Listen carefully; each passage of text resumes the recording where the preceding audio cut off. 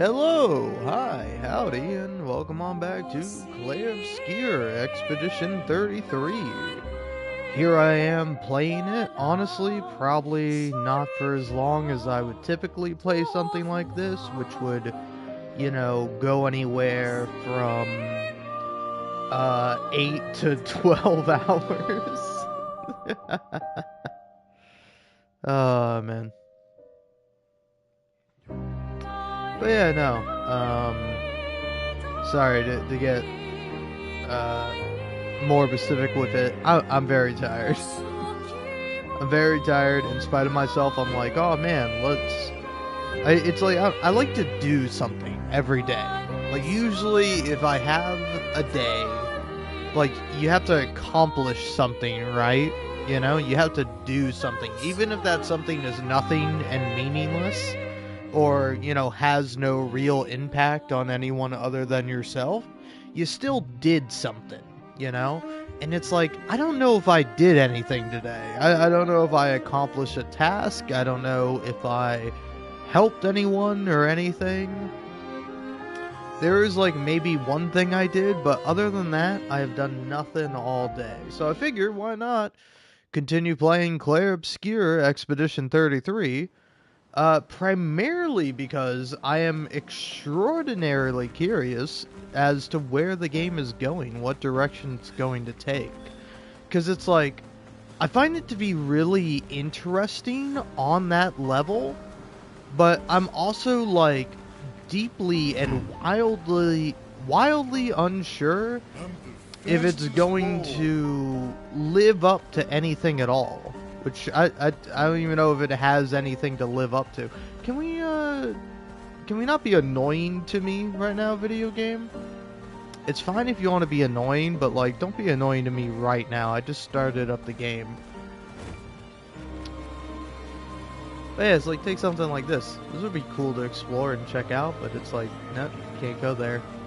Fine, whatever. I guess I'm, like, the only guy that likes ships. Ships are really cool, right? Aren't they? Like, I don't know, the idea of, like, a ship is so, like, fascinating and interesting for a variety of reasons. How do I get off this island? There we go. That's how. That feels way too close. Is that supposed to be there? I thought that was, like, in the area, like, Lumiere. That feels, like, way too close. Like, I remember seeing that off in the distance when, like, leaving Lumiere. And now it's just, like, there. Lumiering over there. Looming over there. I don't know. I tried to make a pun. It didn't work. But yeah, I don't know. I'll be honest. I played Psychonauts 2 for just about 12 hours. A little under. But I played Psychonauts 2 yesterday for about 12 hours. I mean, not total, not like back to back. Twilight Quarry. What's here? Isn't this an area that just has like a little song? Yeah, it has a little song that you grab and then nothing else. It's very, very odd to put this in the game. It's interesting, I will say. But yeah, I don't know, I find it to be... I don't know, again, it's like, I do want to explore this game more, and I want to get more into it, but it's like, at the same time, I don't know if that's what I want to do, right? Because I fear and am afraid that I'll miss some things, that I'll miss context, I'll miss little details that will make the game more relevant, or interesting, or something along those lines, right? Does that make any sense? Hold on, yeah. I don't want to be here. The way I want to go is the secret way that's open to me. But yeah, it's like, take for example, when I was playing Psychonauts 2. Eventually, I'll be honest, you know, you might see this and you might be like, wow, do you ever shut up? Yes, I do, eventually, after, more than like 6 hours of playing a game. If you don't include me leaving, having to do human stuff like use the restroom, grab food to eat, drinks, water, like, you know, all the stuff you gotta do as a human to, like, continue existing and stuff. I know, super lame. But I was like, if you don't count that, eventually I will just go quiet. Whether it be for a cutscene, where I'm just like, I don't want to talk over this, or I'm just like, yeah, I'm out of fuel, I'm out of energy, I cannot continue to talk about things when I have absolutely no energy, nor any idea what to talk about.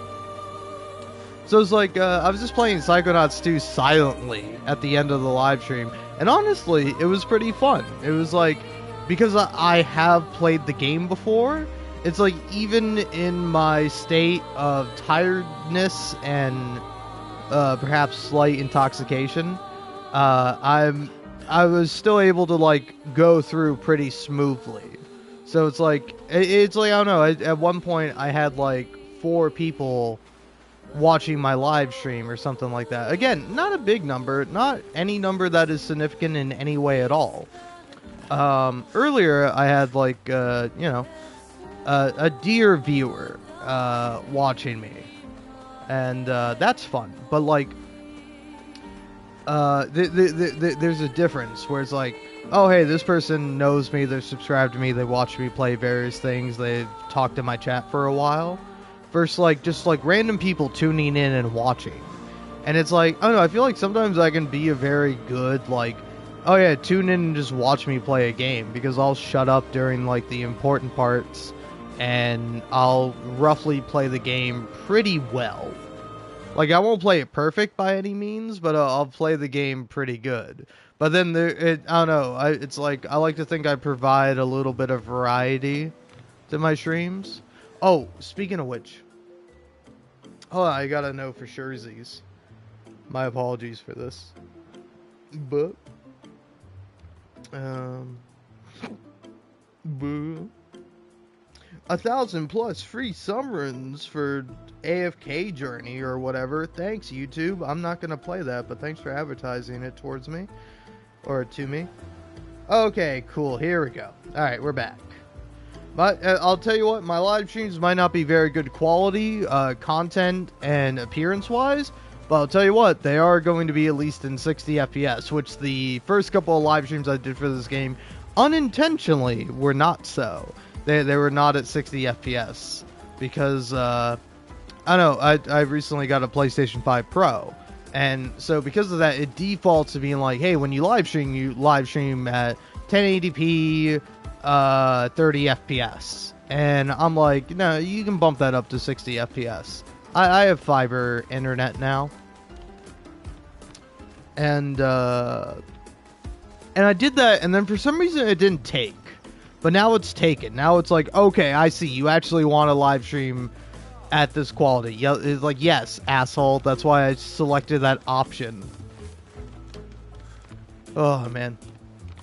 But yeah, it's like, I don't know. I feel like oftentimes it's like, I don't know. Like, I usually have a lot to say, and I have a lot that I could talk about. And I will say, here's something I'll talk about.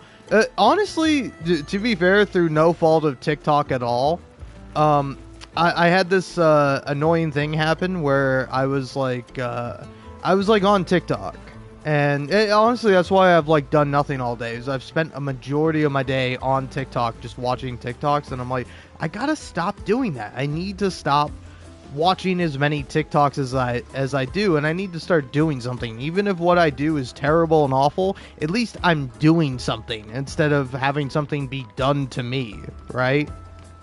And but anyway, as I was scrolling through various TikToks, questioning like my entire existence up until this point in my life, it like a little thing showed up on my phone that was like, hey, we're turning on your location, and I'm like, I have my location settings turned off, like, you're not supposed to be doing that. And I realized it was a Wi-Fi setting thing, because I was sitting at a particular spot in my house that does not have good Wi-Fi connection, and so it was like, oh, we're trying to find you a new Wi-Fi, and then I'm like, oh, okay, and I eventually figured out, like, went into my settings, turned that off, like, don't look for new Wi-Fi signals when my signal is shit. Like, that's honestly such a dumb idea in general, and also, more importantly, it's irrelevant to me, a guy who barely leaves his house, and when I do, I'm not connecting to the fucking, free restaurant Wi-Fi or whatever the fuck. I'm just using cellular data, That is what my parents pay for, and I happen to be on their plan. But hey, I will say, so do my older step-siblings who are more successful and actual adults who have done something with their lives. So, if you want to get mad at me for that, you also have to get mad at my step-siblings. But yeah, no, going back to something that I was talking about was, oh yeah, so like I saw that pop up and I'm like TikTok, why are you using my location? And I realized it was my phone doing it and it was trying to search for Wi-Fi, but I wasn't aware of that. So I was like, all right, that's the last straw. I've been meaning to delete you for a while because you provide me no benefit and all you do is take away my time, my focus, my energy, and all this shit, and I do not have enough self-control to stop myself. So I was just like, delete. And then I'm like, oh, it wasn't TikTok's fault. Well, good thing, because I needed a reason to delete TikTok anyway. I don't know, it's like, part of me wants to post more on TikTok. It's like, I can, but it's like, I don't know, there's not, like, any intrinsic motivation for me doing so. Whereas, like, posting on YouTube, it's like, yeah, it's natural. It's like, it's what I do almost every day. I try to post like a Hades video and then a Hades short. Sometimes I'll post multiple ones during the day if I'm feeling up for it. But then some days I'm like, feeling useless, or I'm busy doing like actual stuff in reality. So I'm like, I don't give a fuck if I get like 40,000 views this day instead of like, or not, like 40,000 views in a day is not bad, but it's like, YouTube, at least for me, I check the analytics on YouTube Studio a lot. It has like the past 48 hours. So it's like, if it dips below like 40,000 views for the last 48 hours, I'm like, ooh, fuck, I gotta start doing something about that. That's no good. I should be having more views than that. How am I going to earn a not livable wage if I'm if I'm below this arbitrary number? And but yeah, so it's like it's like posting YouTube shorts is just easy and simple, and it's something I like doing.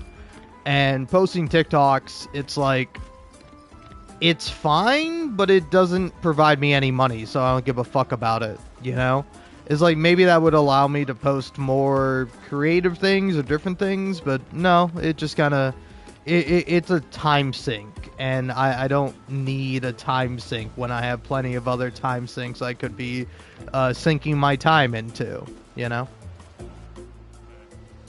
Oh, dude, I will say, I do love the zero pressure environment of a zero viewer live stream. Like, I don't know, it feels genuinely great when because again, I live stream directly from PlayStation, so it's like I turn on the PlayStation, I boot up a game, and then I hit the share button or whatever, and then I hit start broadcasting. And that's how I do my live streams, fun fact. So, my apologies if they're shit, blame Sony. Not my fault. But yeah, so, like... Oh yeah, like, with that, it's like... I don't know, there's more of a pressure. It's like, when I was playing Psychonauts 2, and I was just silently going through a level, like, just jamming through it, where I'm like, okay, I don't care about finding all the secrets or even all of the figments or like anything I see. I just care about going through this level and beating it. And so, and so like, because of that, I am like focused on the viewer count, and then also focused on like how well I'm doing, where I'm like, okay, I want to do this right, or I want to do this well. And it's like fun in that aspect, but it's like a completely different thing when it's like you're live streaming to 0 people, because this is like I'm doing it for me, which I'm always doing it for me, irregardless if people are watching or not. But it's like when I know that no one is watching, when I got Zippo 0 zilch viewers looking at me, I'm like, oh cool, no pressure at all. Like I can literally like just say nothing. I can sit here doing nothing, being nothing, and I can feel a-okay and okie dokie with that. But yeah, I don't know. What's going on with you guys? Oh yeah, you big man.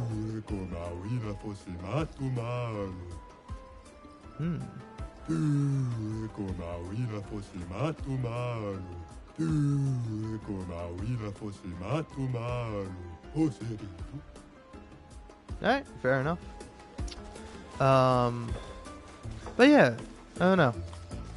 Yeah, I'll be honest. It's like I don't know. The other thing with TikTok that I've been seeing a lot of is it's either like the two things that truly baffle and break my mind are like hygiene stuff, and then and then also like The Last of Us Part 2 discourse, and like it very specific kind of discourse, like not even just like, oh, I don't think the TV show is doing as good as the video game, and it's like, yeah, obviously, no shit, no offense to the TV show, but it's just like The Last of Us is a video game. It works in the video game format as much as you want to be like, this just wants to be a movie. It has cutscenes in it like a movie does.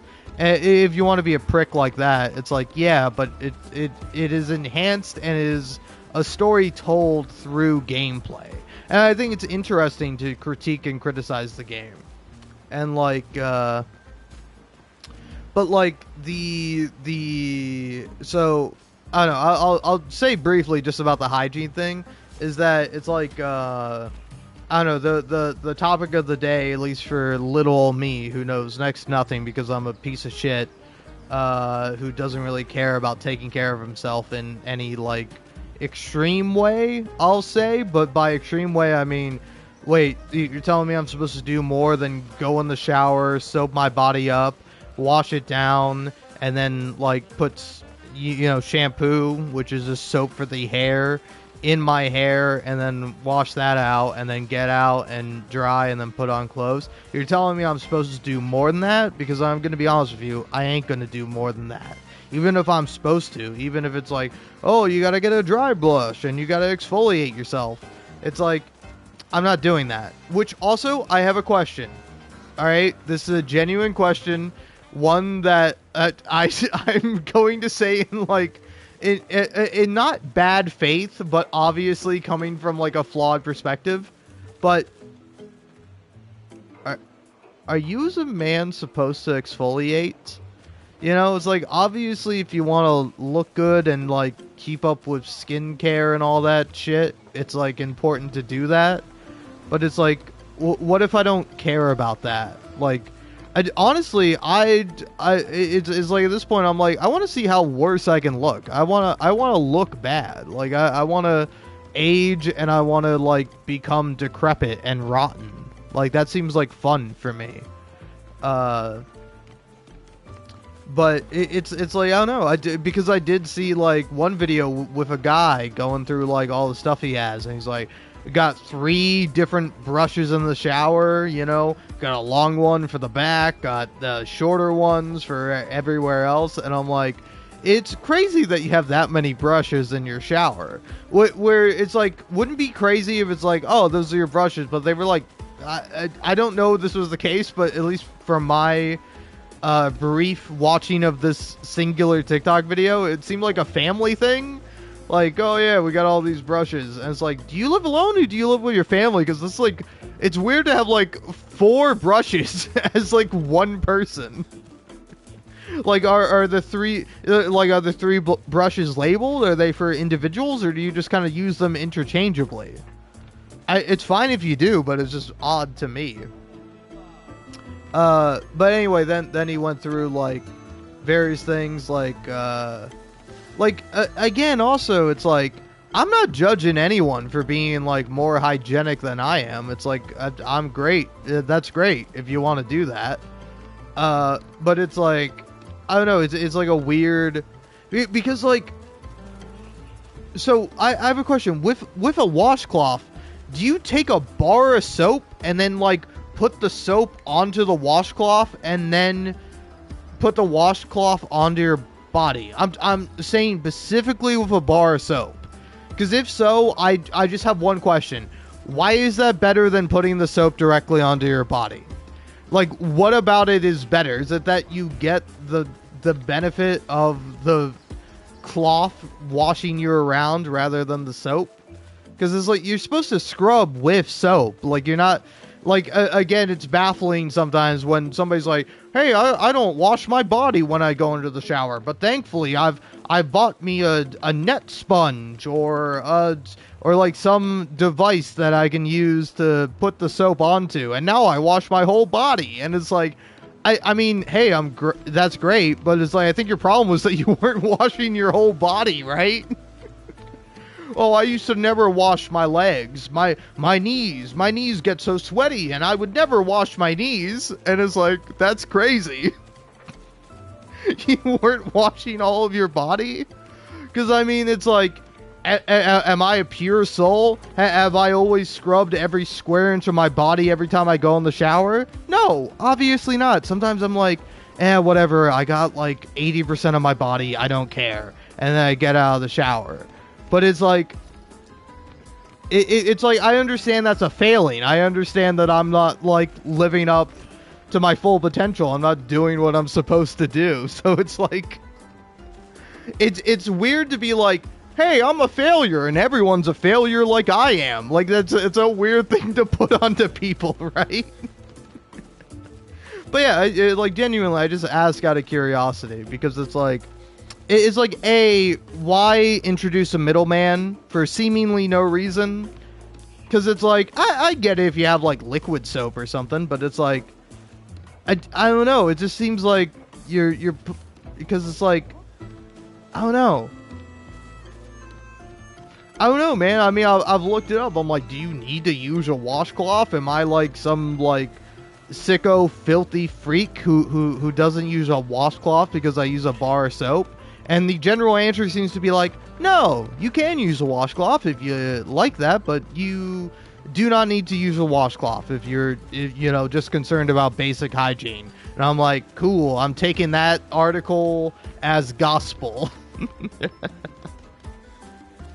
But yeah, but it's like, I don't know. I don't care about moisturizing. I don't care about it. Like, I don't care, man. I will look ugly and I will be ugly until I die. It's like, I'm clean though. It's like the only reason why I would not be clean is if I'm not hopping in the shower. Like that's the baffling thing to me, is that somehow, some way you were going into the shower, completing the shower, coming out of it, and then you weren't clean.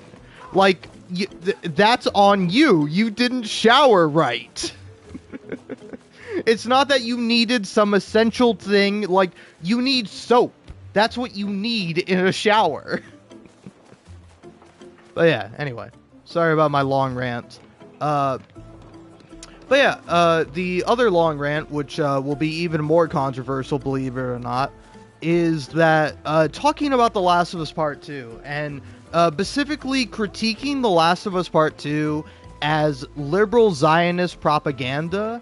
Which, like, I definitely see it. Like, there's definitely some stuff in there that I really don't like. Like, for example, if you wanted to critique extremism in religions, like, I think that would have been fine to do. If you want to have a game that's all about how, like, indoctrination and, like, zealotry and becoming like too entirely obsessed with your religion and forcing it upon others is a bad thing, or like it's like it is a bad thing, so it's fine to depict that in your video game as a bad thing. It's weird when that group, where it's like, if you were to take it in a vacuum, it's like, okay, this is critiquing religious extremism, is also a, not so thinly veiled or hidden allegory for Palestinian people, Like, I think it is a weird and strange conclusion in your game that should be criticized. But then it's like, it's like, I definitely agree with a lot of those criticisms, but then there are like some that, like, I don't necessarily, it's not that I don't understand them, but it's that it's like, I don't know, it's not that you're too harsh on the game, but it's that you're not allowing for like any nuance at all with it, which is like, the Last of Us Part 2, if you don't know, big game, says a lot of things. Does it say those things well? I think so. But, like, I would say one thing that, at least to me, is core to my interpretation of The Last of Us Part 2 is, like, a condemnation of violence. It's like, irregardless of, like, why you were doing the violence in of itself is kind of inherently bad, right? Because it's like, I think the game a lot of the times is begging you to be like, hey, isn't it messed up when you see like people you care about get killed? Don't you think it's messed up when you're doing that to other people? Like, again, it's like, if you compare it with the first game, whereas, like, the first game, every person you kill is, like, objectively, like, an evil murderer. Like there's, like, barely anyone in the game that, at least you, the player, again, it changes throughout that, towards the end of the game, but, like, a majority of the time, as you're playing through The Last of Us, you're killing, like, objectively evil people. Like, the whole time. You're just killing, like, murderers and bandits and, like, other, like, ne'er-do-wells. Like, they're all, like, absurdly evil. There's never really anyone who's, like, sympathetic that you're fighting or killing.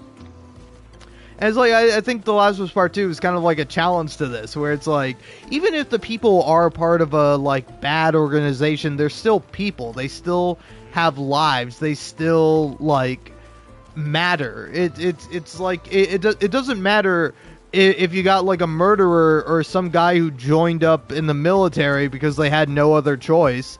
It's like, it doesn't matter who they are. It's still messed up when you like come up from behind them and stab them in the neck and you watch them struggle as the life drains out of their eyes. Like, I think it is meant to make you go, oh, damn, what the fuck? This is really bad. Like, this is a bad thing that I'm doing.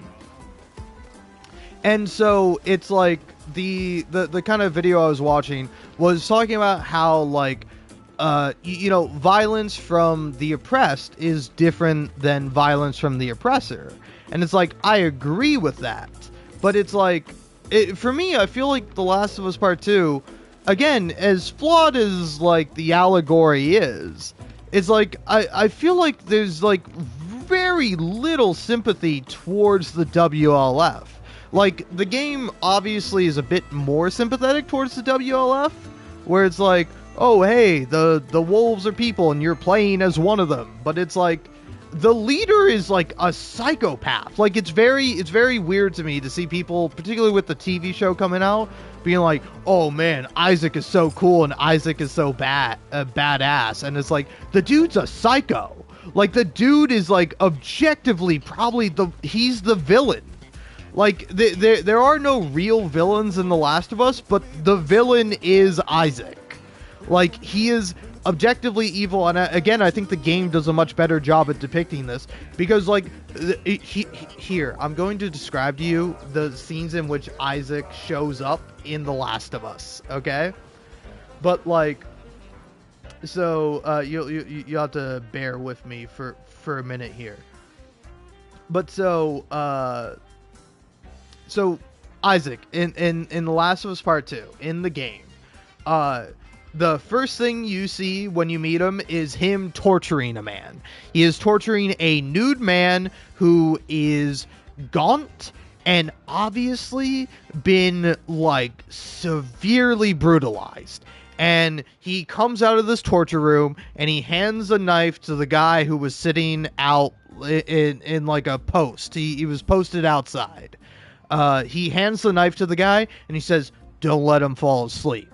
And then you go into an elevator where you go above the rest of all the other WLF like soldiers, and you go all the way up, not to the top, but like pretty far up.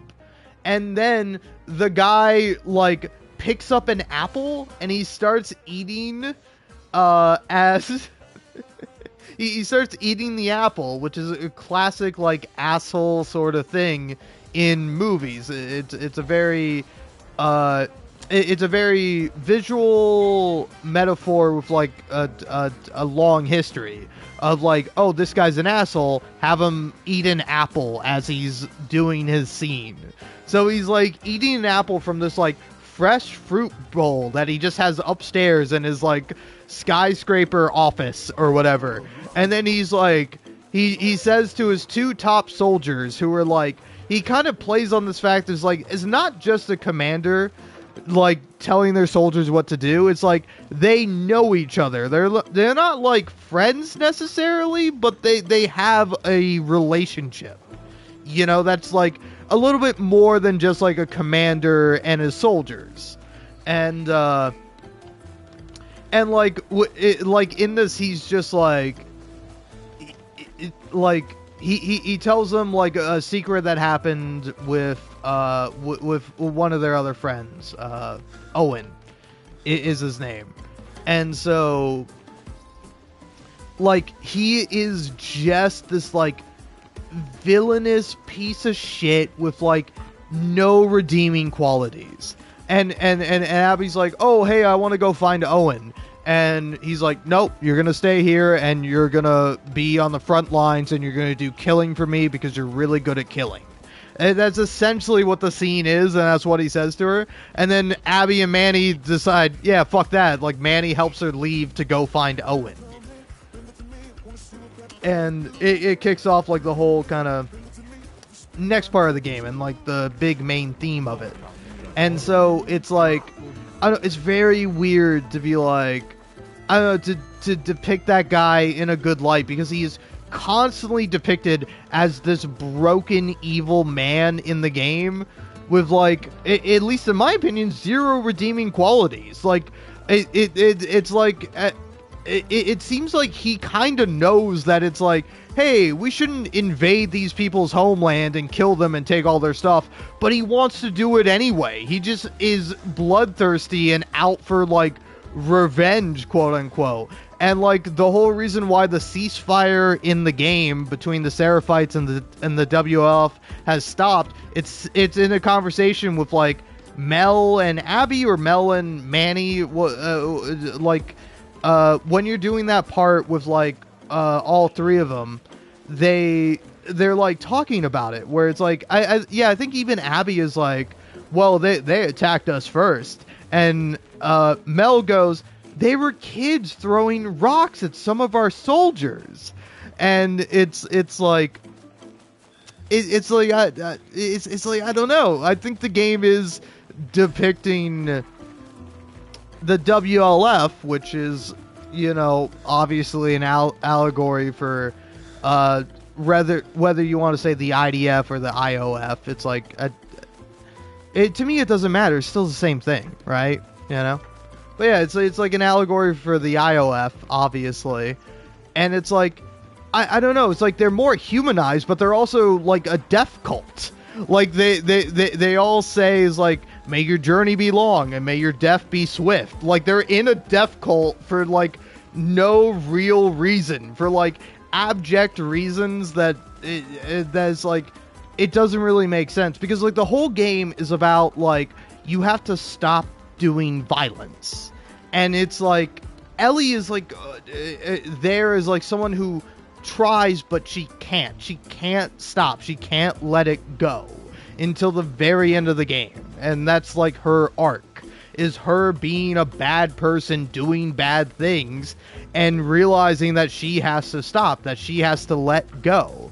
And it's like, I would say that she's paralleled with the WLF. The WLF has to stop. They have to let go. Because it's like, yeah, do the Seraphites do violence? Yes, of course. But they're doing it out of self-defense. Like, they're depicted as brutal and, as, like, extremely religious. But it's like, I don't know, wouldn't you be?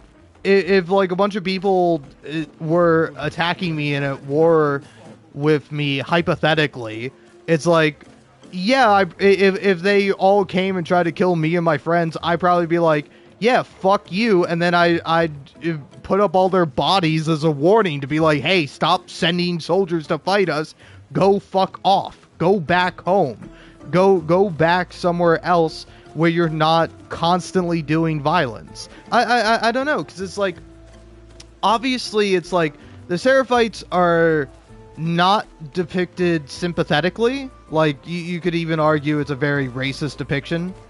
And I would say, yeah, I would definitely agree with that take. But it's like, I don't know, maybe it's just me projecting my own ideas and my own politics onto it. But it's like, yeah, just because some of these people have, like, backwards beliefs or they're very extreme in their religious zealotry, the solution is not to kill them all. Like, it's a tragedy when you end up on the Seraphite Island and it's like, you have to, like, fight your way through, where it's like, again, it's like, I don't know, maybe I'm wrong, but it's like, the Seraphites are not villains in the game. Like, they are people just like the WLF. Of course, it's like, I would say that the problem is that it's like, they're depicted as being equal. That is like, if I were to change it and like keep the general plot thing, like rather than the WLF invading the Seraphite Island and getting killed, which is essentially what happens, I would almost instead depict it as like the WLF invades the island, kills all the Seraphites, but in a way they have like, broken themselves, that they have like killed what was good in them, and now they're simply monsters and they have to live with this terrible, awful thing that they've done to a majority innocent population, It's like, you're not a bad person if you're born into a cult and you believe what the cult has told you all your life, right? It's like, there's a difference. Of course, I'm not, again, when I say that, I don't say that as an allegory for Palestine or anything like that, Like, Palestine is not a cult, it's a nation, which is much different, But within nations, there are cults, such as, like, in Israel, where there is this cult of murder and death, of these people cannot be reasoned with, and these people are deserving of death. And it's like, it's like, I don't know, again, I don't think it's a perfect game by any means, but like, I don't think it is as bad as some people depict it, Because, like, I don't know, I think it is really interesting, because I do find myself being somewhat of a consequentialist, where it's like, it's like, I think these critiques are valid, but also I think it's insane to me to, like, if you play The Last of Us Part 2, and either you like it or you dislike it, I find it weird that it would affect your opinion on this, on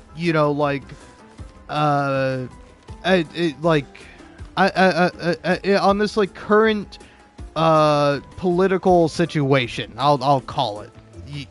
Obviously it's a little bit more than that. That's like a very broad definition of it, but it's like, I don't know, it is a little weird, right? That it's like, it's like, I don't know, maybe I'm wrong, but it's like, I feel like it would be weird if somebody played The Last of Us Part 2 and they were like, yeah, I think the IOF is doing the right thing, or it's like, I don't know, it's like, again, it's like my perspective and my interpretation bleeding into the game.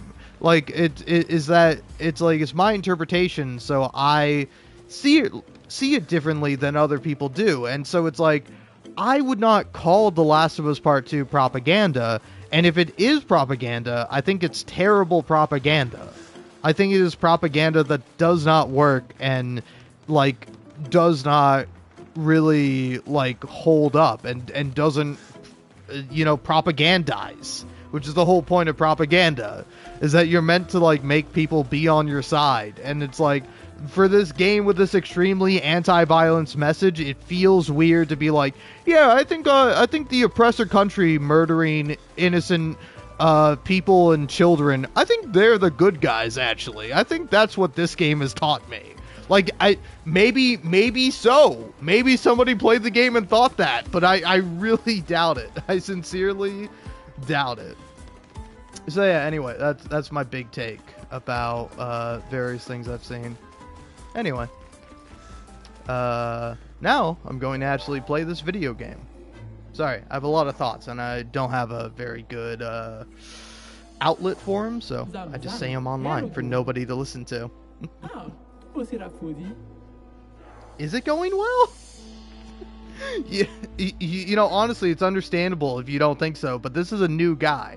This is a different guy from the other guy that was here before. But yeah, I think I'll provoke you to a duel. Oh, God, okay. I will provoke you to a duel. And I will do my out. Okay. And I'm going to leave because I have to use the restroom. Oh, you're not gonna... Oh, you're gonna attack me. Okay, you're gonna insta-kill me. Nice.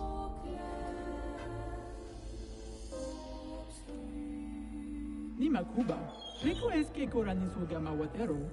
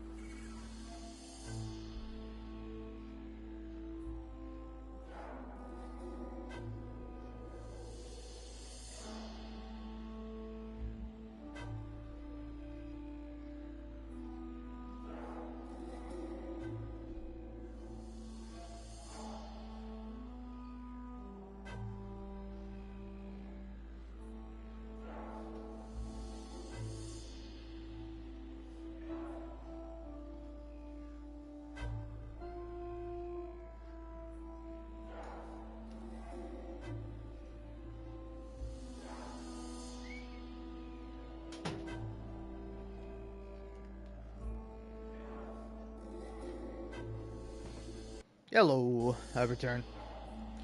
Anyway, but yeah, just in case I'm not making it abundantly clear, obviously, you know, in this conflict I'm referring to, I'm pro-Palestine, and you should donate to families and various people living there if you can.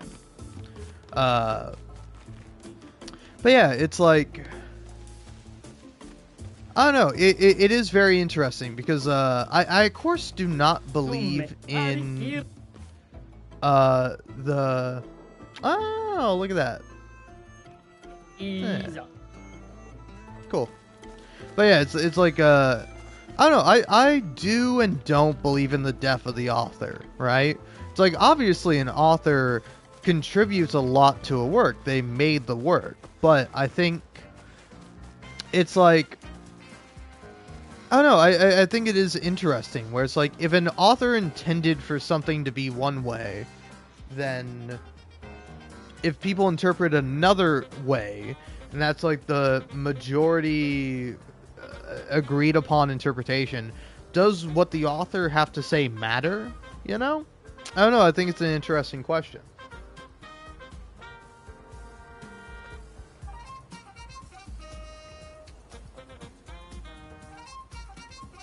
Because it's like, here, say for example, I make a YouTube video comparing like comparing two games. I'm trying to think of two games I could compare in my mind. Like here, Psychonauts 2, and then like Ratchet and Clank, and like I compare and contrast the two games. I talk about why I really like what Psychonauts 2 does, and it's that I also like what Ratchet and Clank does, but I don't like it as much, and here's why. And it's like, obviously my intent with that video is me saying, oh, Psychonauts 2 is really great and really awesome. But it's like I wouldn't begrudge someone if they watched that video and then they were like, oh, this is all about how you don't like Ratchet and Clank. And it's like, yes and no, right? Or it's like, I don't know, because I find, I always find philosophy to be an interesting kind of topic. And it's like, I don't know, I was recently watching CJ the X, their newest video about Kiki's delivery service, and I don't know, here's something that might alienate you from me if this is the case, but I've never seen a Miyazaki movie. I haven't seen one, not a one. I know of them. I could maybe roughly tell you the plot for some of them, but for a majority of them, I don't know all that much about them, you know?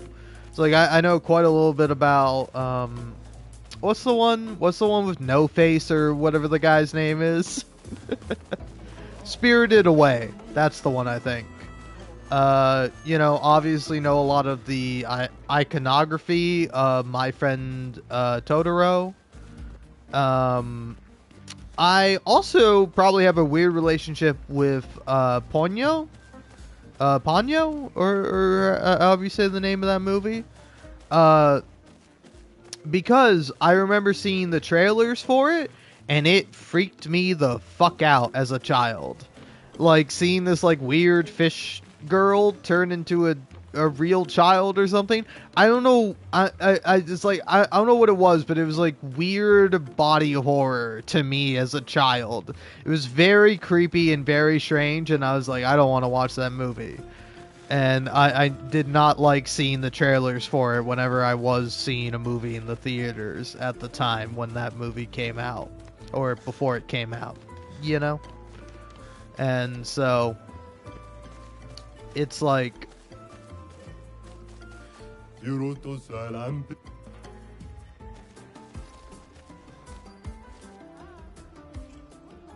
wow, this Gestrel looks very depressed.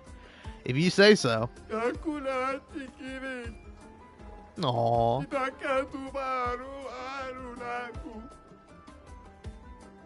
Don't be too hard on yourself. Gestrel seem more excited by attacking than defending.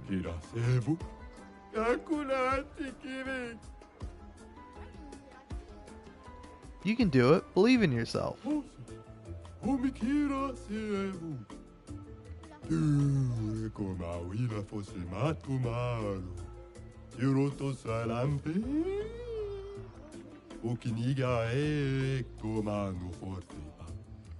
Aww. Don't worry about it. Huh.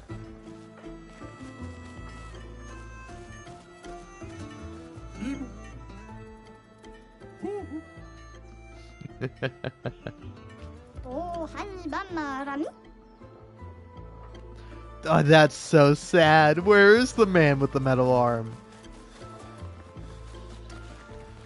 Where is he? But yeah. Okay, I want to see if I can do this fight. I think it's impossible, but I gotta give it a try.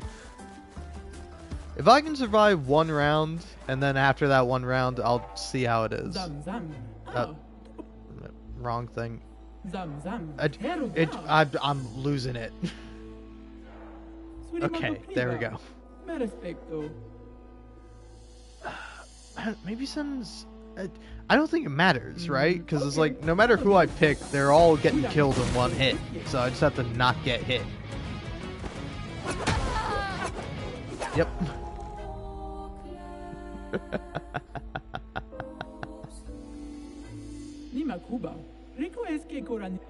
Yep, okay.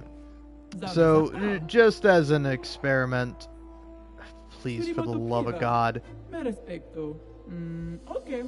I understand designing a game is hard, but like, I don't know, man. Yeah, so yeah, no matter who I pick, instantly whatever damage I take is going to be 100% of my health. So,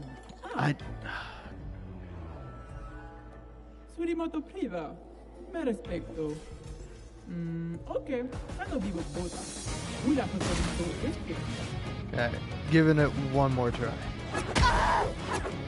Okay, I feel like I countered that, but okay. Oh, this is great, man.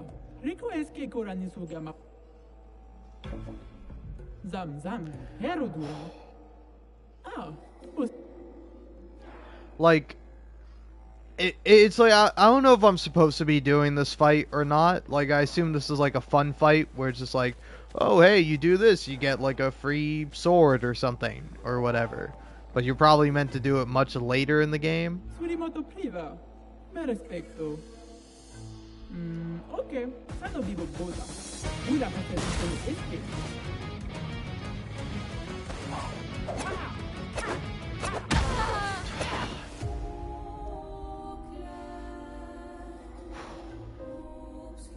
I just want to survive one round. I want to survive one round, see how much damage I do, and then move on. But yeah, it's like, is it too much to ask to have like a retry button that when I fail something that I can just try it again immediately? Because it's like, it's like, I don't know, I understand that you hate me, video game, but it's like, did you do it this way because you hate me? Or did you do it this way because you didn't think about it? You didn't think about what would be best for the player. It's like when I was doing that damn volleyball minigame, and it's like, you have to hit like 6 different buttons before you can actually do it again, you know? Whereas like, you gotta be like, hey, I'm talking to you. Hey, I want to do the challenge. Hey, I want to do the strongest challenge. And then you can do it. And it's just like, let me just try again when I fail. Why do I have to hit so many different buttons, man?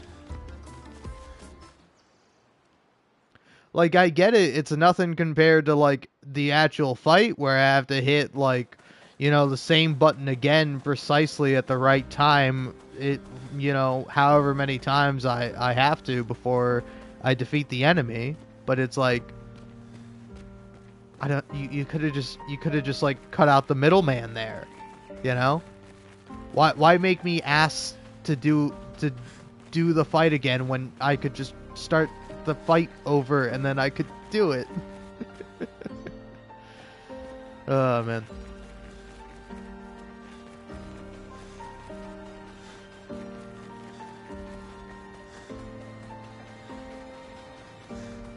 Oh yeah, this is reminding me. I think there was like an area.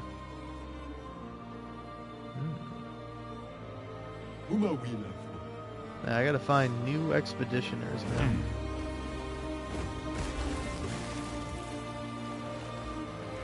Yeah, I was thinking of this area.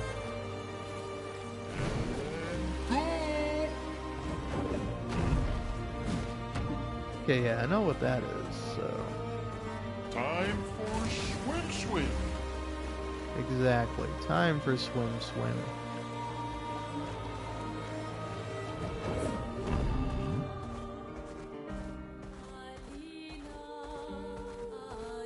Okay, so not there nor there, but here.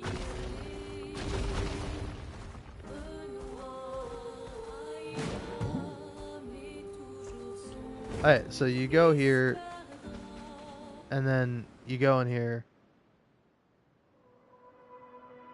And yeah, okay.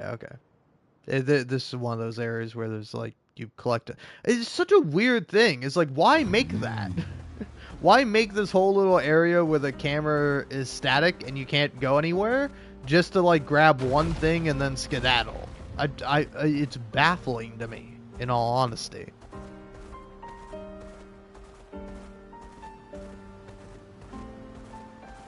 Time for a swim. Alright, so what's over here?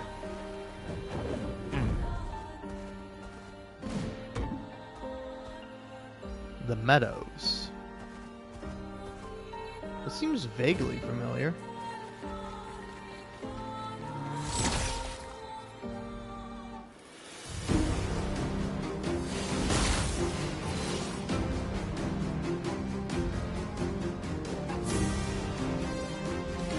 I've never seen you before.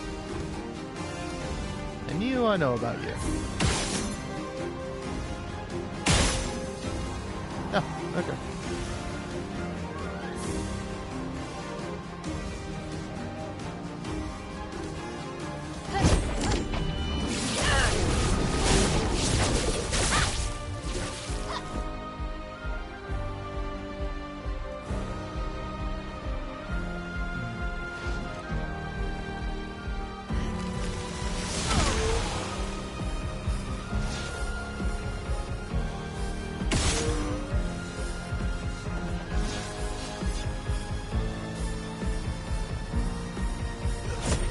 Here we go. Please survive. Honestly, eat that guy. He's not. He's not that great.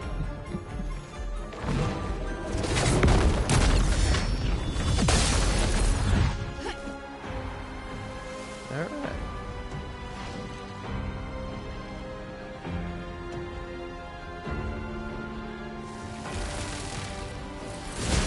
Lightning strike.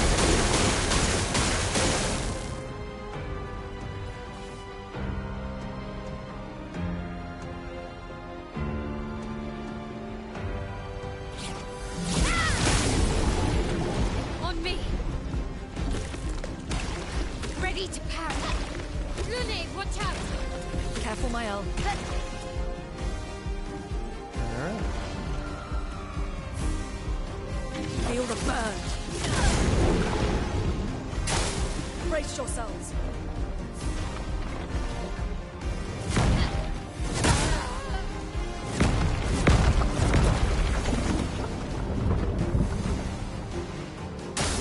I'll do it. I'm ready. Ow. God damn. Yeah, it's not very fun when you insta-kill me, game. Sure, send in the reserve team. Let's have Cecile get killed. I'll do my best not to, but if I get hit once, it's over.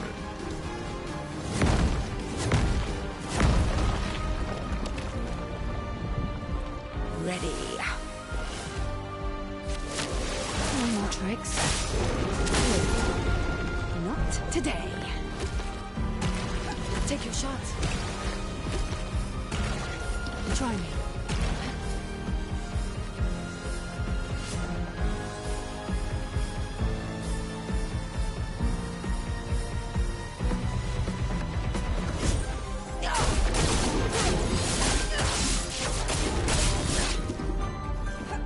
Try me.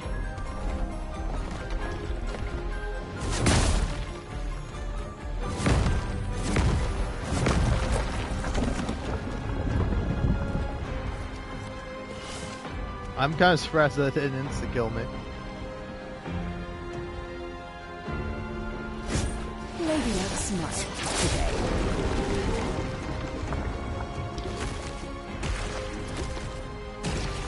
Try me. Try me. Do me in. Okay, I'm waiting.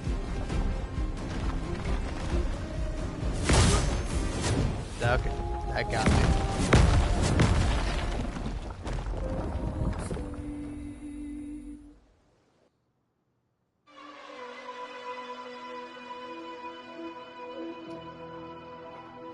Alright, weird of you to put me back here, game, but alright, I get it. I understand. Now, I will go ahead and do this.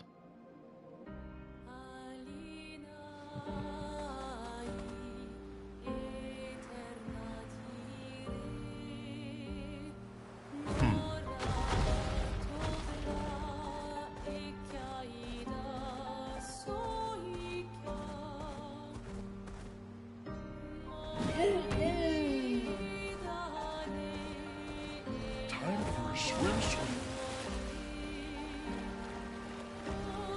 Alright, now I want to check out the meadows. What is here?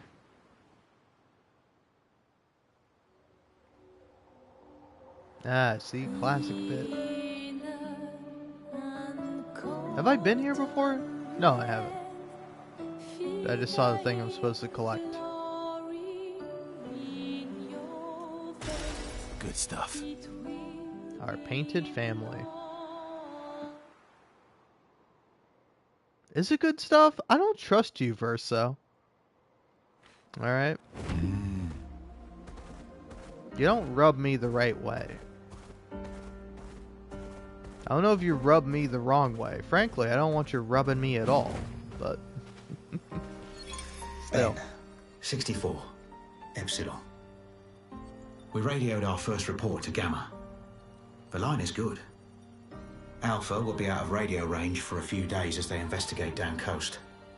They spotted an interesting island which could make a good relay point for the southern half of the continent. But Gamma hasn't heard from Beta in 2 weeks. Marceau should reach her in another day. I hope Kalina's okay. But it seems someone is using our radios against us. How do they even know our codes? Nobody's used them since the fracture. Sean fears we've been betrayed, but I refuse to believe that. Interesting.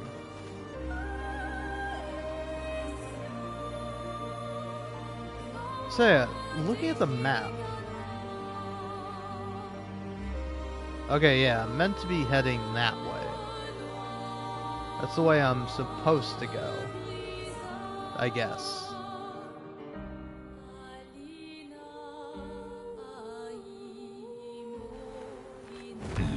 Well, let's just check out this way to see if there's anything Time for swim. here to collect or grab. Yeah, this will send you back this way.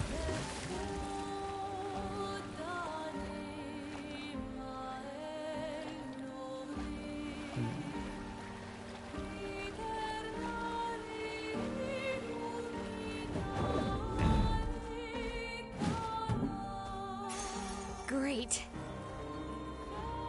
Dead energy 1 plus 3p on killing, plus 3 AP on killing an enemy. Okay. Let me guess, this is gonna say danger? Yeah.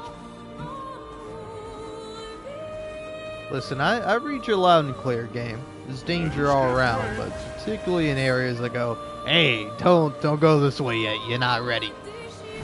You may never be ready. And hey, that might be true.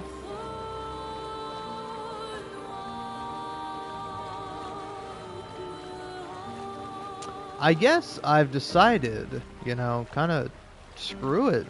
I just gotta forge on. Go head first at things. Is that a floating whale next to that little floating area? Is that a whale? Is that a beluga? What is that?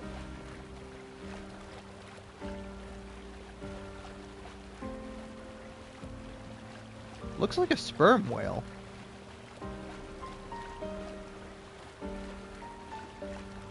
Yeah, it is. Look at that guy. How does one get up there?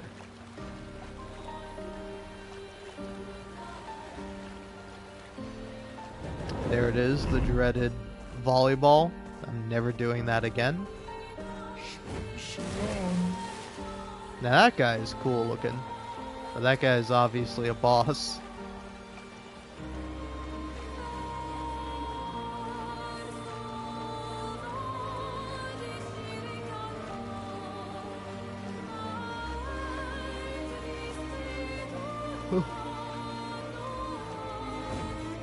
Acceleration! Yeah, I don't think I can go up this way. So is there anything here for me? Seems like no. Swimsuit on!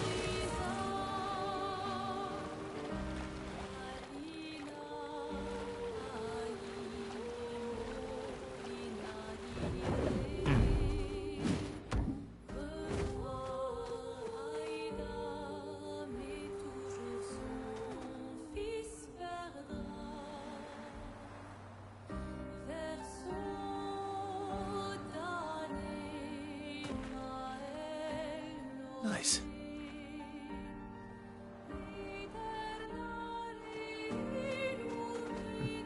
All right.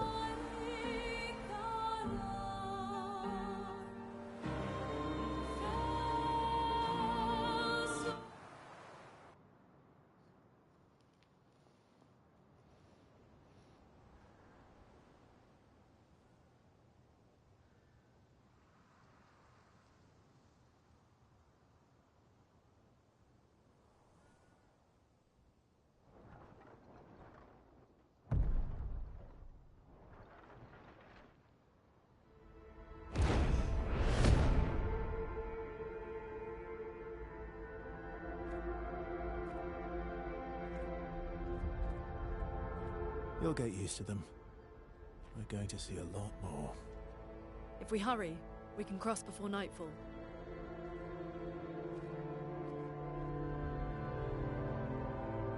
Wait. Could we bury Gustav? I wish we could, but protocol is to keep moving. Gustav would understand. We can look for a suitable place along the way, yeah? We'll find a nice spot. Actually, there is a place. Past the quarry, out of sight of the painters.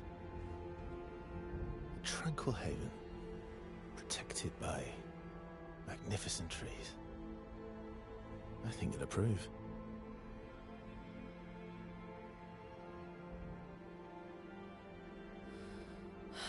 Lead the way.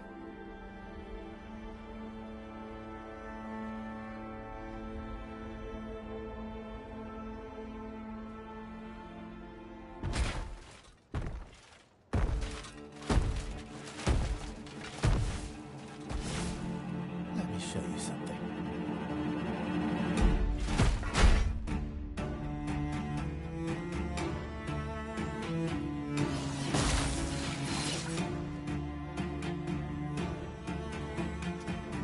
Gradient counter.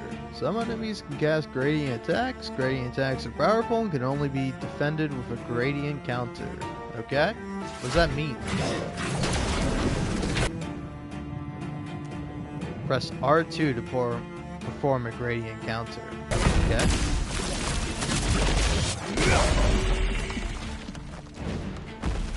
Guard up!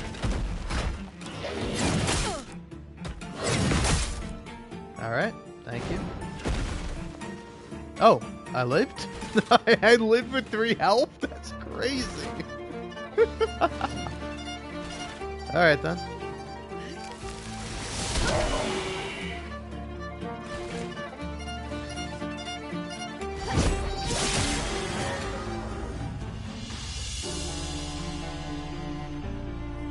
Any other tricks we should know? One thing at a time.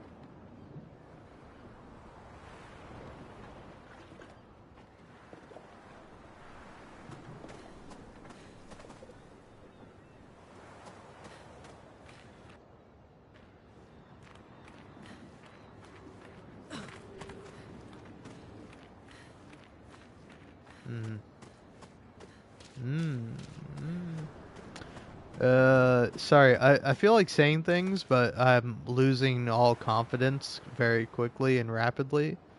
But, I'm trying to construct the joke, and I'm not sure how the joke works, or how it could work, or if it's even a joke. But my joke is, women who float around in video games got to be one of my favorite genres, or something like that. Like, it's more of a meme, if anything, more of a reference to the, like, you know, so-and-so character, so-and-so media property, gotta be one of my favorite things. But also, I don't know, I feel like it's like, you need something about it that actually makes it a joke, rather than just, like, a statement. Because I will say, no offense to this person, but, like, I've been seeing this person a lot on TikTok, like, every time I open up the app, and every time I do, I'm kind of mad about it, because it usually just sucks. But it's like, what's that one song? Imogen Heap, or whatever, by so-and-so, or Imogen Heap is the artist, or something? But it's like that one song that was used with all the mouthwashing edits. And it also has like a Jinx edit where like Jinx from Arcane, the TV show, and then also from the video game League of Legends, I guess, is like, and one day it could all blow up. Boom, bow, as like, you know, Imogen Heap, or the song by Imogen Heap, whatever it is playing in the background, and I always hated that fucking audio. And I'm like, oh, it's from Jinx quoting something. Okay. Still sucks, but at least that makes more sense to me as to why it's an audio, because originally I just thought it was just a random thing. But anyway, again, no offense to this guy. Like, he's really out there making the most generic content for the most generic fucking videos on TikTok you'll ever see in your entire life. Which is like, I would say the format is like, when something happens in a media property or in media, you know? So it's like when the main character says, I'm tired, and you know they're gonna die, or you know, when certain trope happens, and it's just like it honestly, I feel like it boils down to like, when character does thing that makes you sad, and it's the guy looking sad. Or when character does something that frustrates you or makes you angry, it's the guy looking angry. Like, again, I'm not begrudging the guy or nothing. He's fine. But it's like, I fucking hate it because it's the most generic content you'll ever see in your entire life. Like, if I were to do one about this game, it'd be like, when the guy you thought was a main character dies and he's replaced by someone else, and it's, you know, just like it, you know, like image slash like little video of a guy looking like upset about that, and it's like, cool, this fucking means nothing. It's like, it's like, I don't know, I'm trying to describe what exactly my problem with it is that it's like the most surface level shit ever in the entire world, which is, again, fine, but it's like, I don't know, it's like me, I'd rather be in the depths, alright? Like, I want to get deep enough to the point where I'm fucking drowning. That's where I want to be in terms of, like, media analysis and critique. And if you're just like, whoa, when the thing happens in the thing, when the climax of the movie happens, whoa, that's real fucking crazy and stuff, man. Wow. And then, like, all the comments are just like, oh, this media property, or oh, this story, or oh, this anime, or oh, this TV show. And it's like, I fucking get it. It's a trope. Oh, man. It's like, words mean things. Stories have their roots and their, like, inspirations ingrained within people, within various media properties, you know? It's like, I don't know, I'm trying to think of something that is, like, obviously inspired by something else. Take Control, one of my favorite games. It has a floating woman in it, so you already know it's good. But it's like that game is like what when you're playing that game, it's like, whoa, when you're playing Control and it has SCP shit in it, it's like, whoa, it's almost as if it's taking that. Fuck yeah. Sorry, I just checked and I have 0 viewers. Fuck yeah, baby. I don't want nobody watching my ass, alright? My ass is exclusive, and I got a good fucking ass, alright? You gotta look for it, though, because I'm usually wearing sweatpants. I'm not wearing stuff that accentuates my ass, but I got a good fucking ass, and if you want to see my ass, you gotta be looking out for it. But yeah, it's like, it's like, I don't know, it's so weird. There's just like, oh, it's like, honestly, it reminds me of this, like, Baldur's Gate 3 person I would see a lot pop up, where it's like, Act 1 character, and it's like them looking all happy and stuff, and being like, I don't know, Astarion being silly or whatever, and then it, like, cuts, and it has that one song, what's it called? It's like, it's Memory Reboot or something like that. But it's basically the kind of song that you would see and hear when somebody's making like a Sigma edit for Ryan Gosling in the Blade Runner movie, you know? And it just, I don't know, it's like, it's fine, but like it just sucks, because it's like me when happy point in the character, and then me when we get to the big climactic dramatic traumatic moment with the character. Oh, and it's the person making the video looking sad. Like I said, it's fine, but it's like, it's nothing. You're saying nothing. You're contributing nothing, which is fine. I know a lot about that. I say and contribute nothing all the fucking time, but it's like, I don't know. I guess the difference is you're successful and I'm not, so I'm envious. So my opinion is invalidated, or something along those lines. Oh man. But yeah, but like in actuality, if I'm making like a legitimate critique, it's just like, I don't know. It's like me when I start anime that has a tragic ending. Wow, this is really good. I'm really liking all these characters. Then cut me when I get to the big tragic fucking part of the tragedy. Ooh, I'm all sad and stuff. Ooh. Ooh, I'm a human with emotions. Ooh, look at me.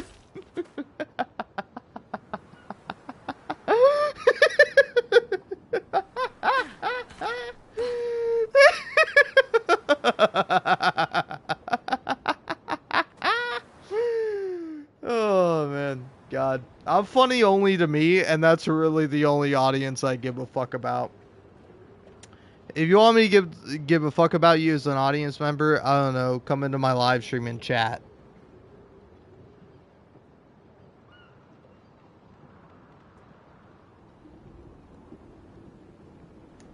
Woo! Fuck, that was a bad idea, man. Ooh, that was a bad idea. Ooh, that was a bad fucking idea to chug the rest of my drink. Ooh, shit, son. Alright. Now, let's continue on, because I'm in a reacting kind of mood. I need stimuli to react to. But yeah. I don't know. Right? Isn't that kind of what we crave? Because it's like...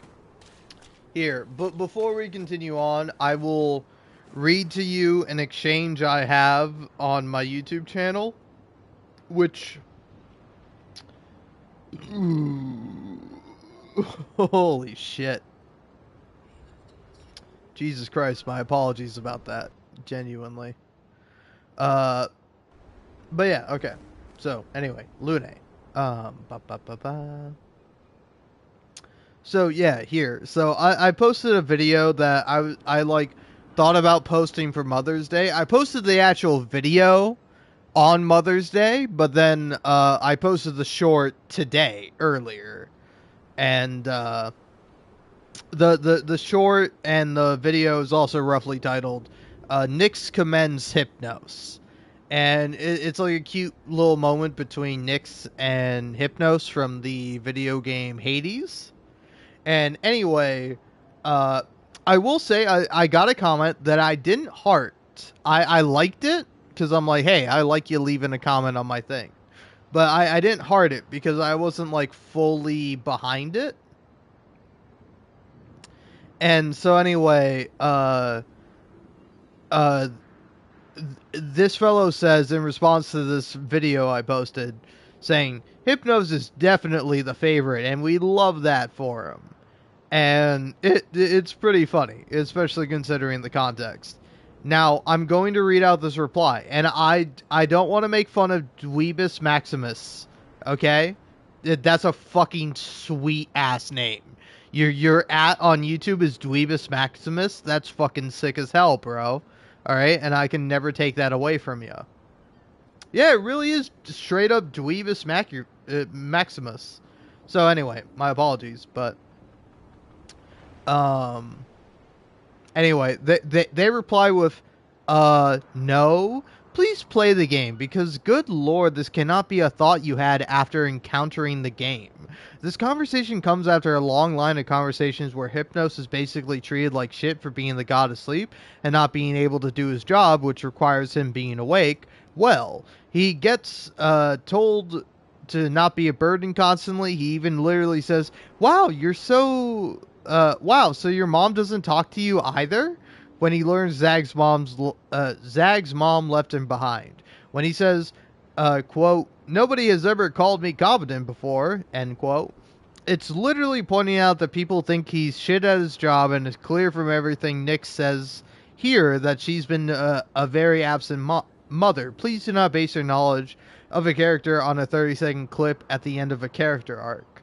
And then his reply, which is very funny and very poignant, which is at so-and-so, which is funny because it's like, I don't know, YouTube is very weird with its replies, whereas like sometimes it will auto-fill in at this person, and then sometimes it won't. And this time it didn't. So the original guy who posted the comment says... lol, it was a funny comment on a funny clip. I've gotten all the Steam achievements, but God forbid I make a funny joke about a character I like. And then somebody else replies with a fucking paragraph and a half. Again, I like this person. I appreciate their comment, but still, it's very funny. to point out that they say in response to that, you know, even contextually, I feel like it should have been obvious you were joking. She compliments him on demonstrating competence after making quote-unquote measurable progress, end quote. That such is even a compliment suggests that there has been some level of previously expressed lack of expressed competence. Like, even without the game's context, it seems pretty clear that it's not a discussion one has with their favorite child. Ergo, one should have been able to understand you knew that even if you hadn't played the game. Okay. But yeah, right? That's like a again, no offense, overly complicated explanation for being like, yeah, your statement was so obviously wrong that if you took it as anything other than a joke, you're kind of insane. You know? Which is fine and all, but like, fuck, man. Dude, holy shit, being drunk is awesome. It's like terrible, don't do it. Never drink ever at any point because you realize how awesome it is to have your brain be poisoned and fucked up that you're like, man, it's fucking sweet talking. I can't do it very well, but my god, do I enjoy doing it. Which, by the way, speaking of doing it and all that shit and jazz or whatever, let's go ahead and click on my own live stream and see if I...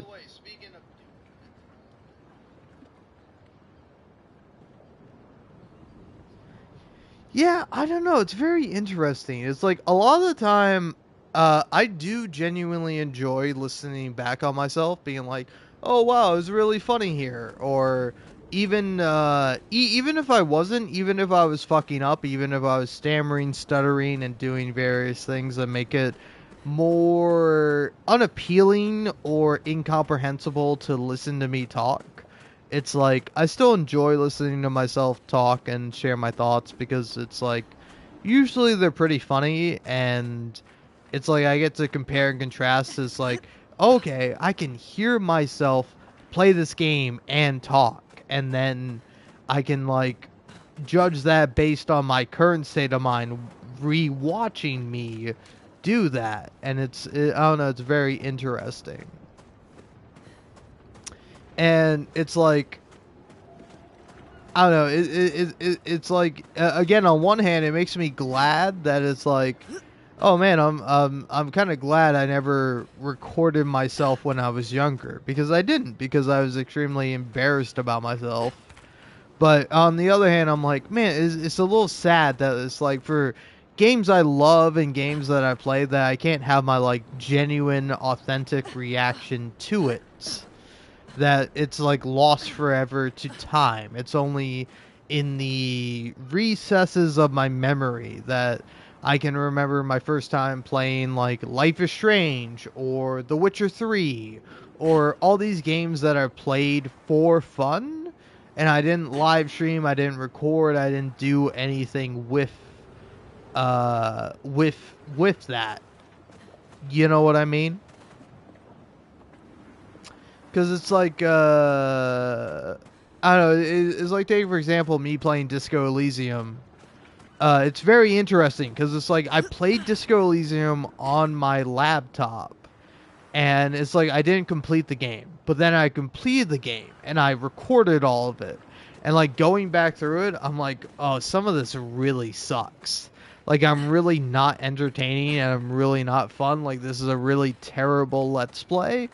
But it's like, I still appreciate it nonetheless, because it's like I can go back and listen to myself and see myself playing the game for the very first time, and kind of like my feelings and my reactions to it versus like my feelings and reactions that I have to it now, currently, you know? And of course that's ever changing. I'm 24 now, so I'm looking back at my 21-year-old self, let's say, okay, for context, because I'm definitely 21 whenever I recorded my Disco Elysium playthrough, because I'm usually pretty high during it.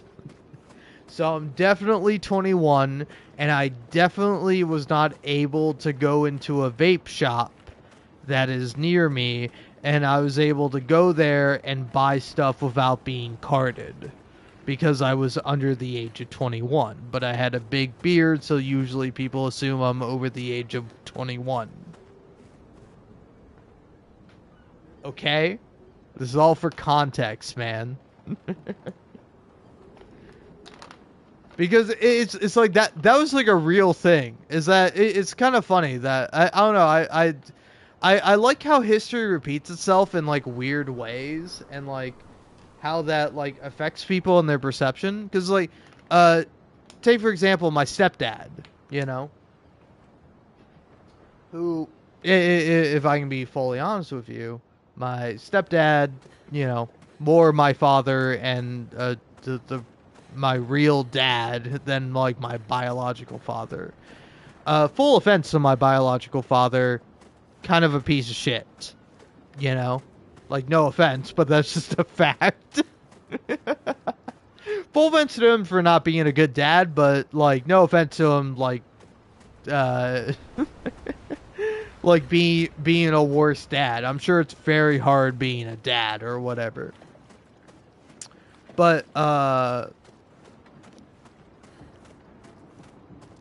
yeah, like, my stepdad talks about how when he was, like, 18 or 19 or 20 or whatever, he was able to drink, but then the laws changed, and it changed from 18 to 21, so he wasn't able to drink for, like, a year after he'd been drinking for, like, 2 years. As, like, I have a very similar experience with, tobacco products, quote unquote. I mean, I used to vape, you know, but like, I don't know, I've since quit nicotine. If you can, and you should, even if you can't, quit nicotine. It's not good for you. But like, for like 1 year, I was able to buy, like, Delta 9, well, not Delta 9, Delta 8 and Delta 10 from various places. But then, it's like,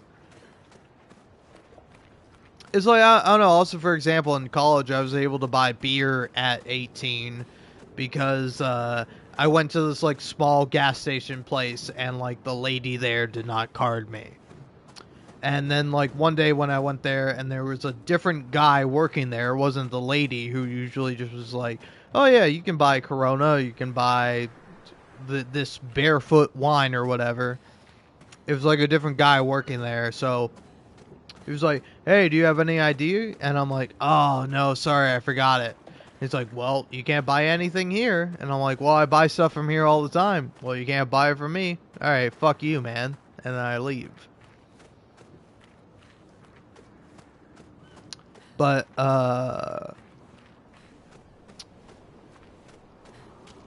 yeah, I forgot where I was going with all this, where it's like, I don't know, it's interesting how history repeats itself and how things work out, where it's like, again, completely unrelated to me talking about my original Disco Elysium playthrough, but it's like, you're able to buy stuff, but you have to try. You have to make the effort to go into a place and be like, hey, I'll buy this thing. And then you have to be accepting of the fact that some asshole might be like, hey, you gotta show me ID before you buy this thing. And you're like, okay, fuck you. Like, obviously that shouldn't be your response, but like, you should be like, oh, damn, sorry, I forgot my ID. And then just leave. That's my pro tip to you. If you are an older teenager, particularly over the age of 18, and you're trying to buy shit, you can just walk into places and you can be like, yeah, I'll take this. And then sometimes, depending on who's working, they'll be like, oh yeah, sure. Like, for example, like the place where I buy like liquor, like the liquor store, there was a lady who, when I walked in, was just like, oh yeah, okay, I'll sell this to you. And like, no questions, no ID, no nothing. And then I come back there another day and it's like an old white woman, which her race doesn't necessarily have anything to do with it, but it's funny to say old white woman. I'm white, I can say this, okay? But there's like an old woman and she's like, "Oh, can I see your ID?" And I'm like, "Yeah, sure." And it's like, "No, fuck you. Last time I came in here, I didn't have to give my ID." And then, not the most recent time, but like the last time I went to the liquor store, it was kind of funny because like there was like one woman working there who was like, "Hey, you want to try a sample?" And I'm like, "Yeah, sure, I'll try a sample." And so I have like like 2 shots of this liquor, which again, it's like not like a proper shot. It's like a very small shot. Uh, But I'm like, yeah, honestly, I like the second one I had better because it has more flavoring. But also, I'm going to be honest with you, I do not have much of a palate for liquor. So I can't really be the best of judge for this little taste test or whatever. And so, uh, after that, I then, like, buy what I'm there to buy. And the lady behind the counter, like, she's like, do you have ID, or like, can I see your ID? And I'm like, yeah, sure, here you go. And like, for context, my ID is a little fucked up in the sense that like the corner of it is like broken ever so slightly, and like that was a little bit of a problem when I was like when I was last at the airport going from Buffalo to my home state, Buffalo, New York. And they were like, "Oh, your ID's fucked up," and I'm like, "Yeah, it is. So it should still be good though." It like the problem is not that my ID is invalid, but they put it in the scanner, and the scanner was like, "Hey, this is like fucked up," and I'm like, "Oh shoot!" And so I tried to like fix it, and then when I tried to fix it, it only fucked it up more. So my ID is a little fucked up, but it's a legal ID. And so, like, when I went up to go buy whatever I was buying, the lady, like, really is looking at my ID. And it's like, lady, if I was giving you a fake ID, do you think I would have, like, had, I would have had it fucked up? Like, she's, like, really examining it, and, like, where, like, meanwhile, the lady who was giving out samples was like, oh, hey, okay, this ID is good. Here's a sample. It's, I don't know, man. It's like, obviously, for legal reasons, you should always check the ID of someone purchasing something in your store if they need an ID to purchase that thing. But it's like, I don't know, I kind of hate this, like, sort of suspicion complex where it's like, ooh, I don't know if you can be buying this. I don't know if this is good. It's like, fuck you. Look at my beard. I have a giant beard. I have a giant fuck off beard. Sell me the thing. I'm paying for it. You're not going to get in trouble. I'm not a cop. All right? Fuck you. Anyway, that was a big long ass tangent, and I gotta go take a piss now. So I'll take a piss and then I'll get back to playing the game.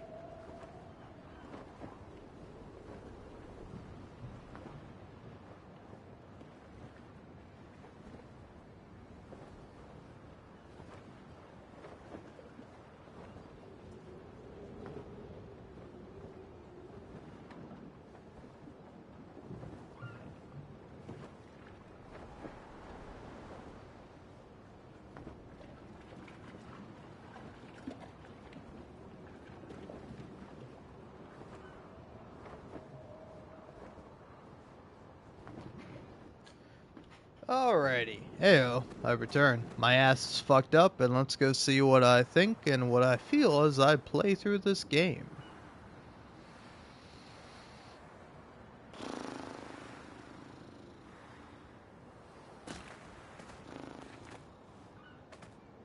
Alright, what's up? I hope none of that was picked up on the mic. I took a deep breath and then let it all out, or whatever. Blah. Fuck you, let me move. Fuck you. Fucking shit-ass fucking game design. Fuck you. Alright, sorry. This is really funny. Really funny to be upset about video games. Always, every time. This is a true fun fact. Oh, of course Lune is the only one who has fucking any upgrade abilities. Alright, we're going. We're moving. We're trucking along. Expeditions? A single Nevron took out most of them. Is it still around? I've only seen it once, many years ago, so most likely not. That shit's still around. Fuck you, buddy.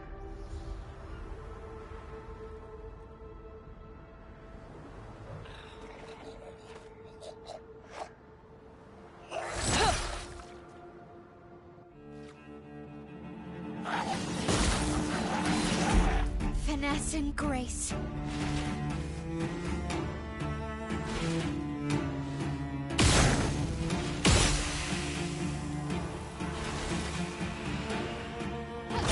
Finesse and precision. Might hurt.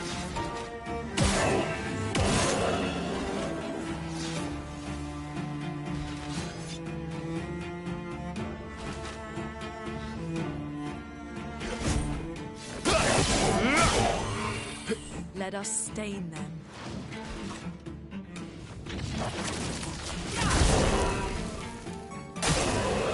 No dodge.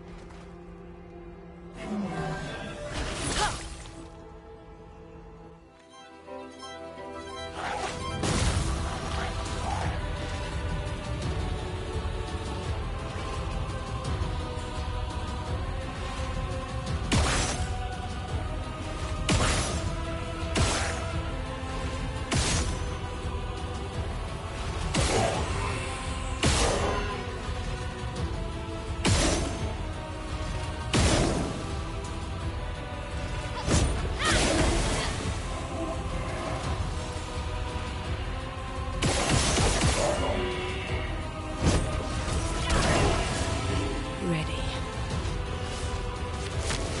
No more tricks.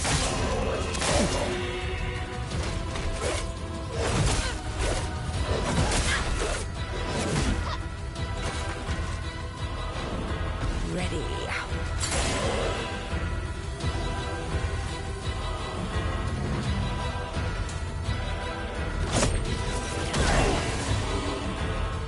I'm ready.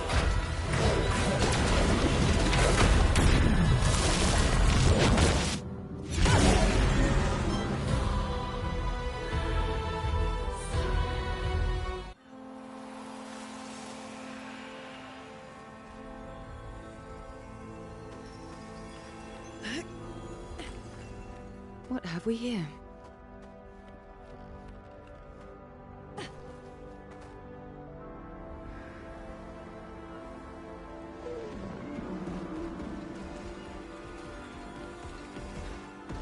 Nice.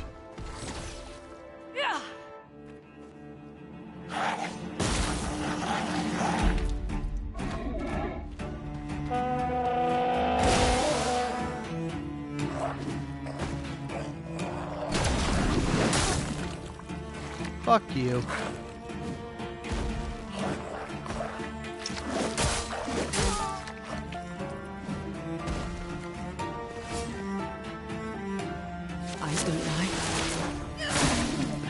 Damn. En garde! Damn. Fuck you. My sword is dead. Not today.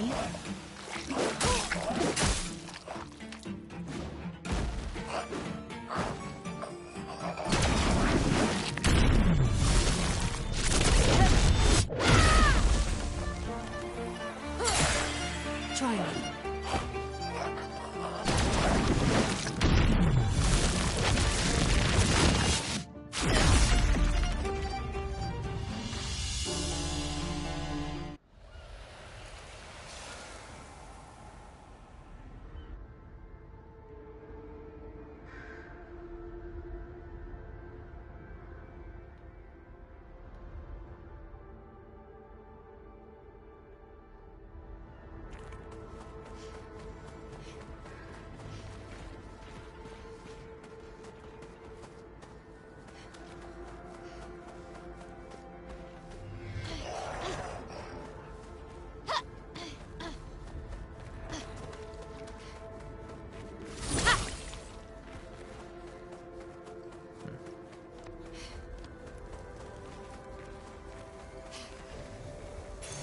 Good stuff.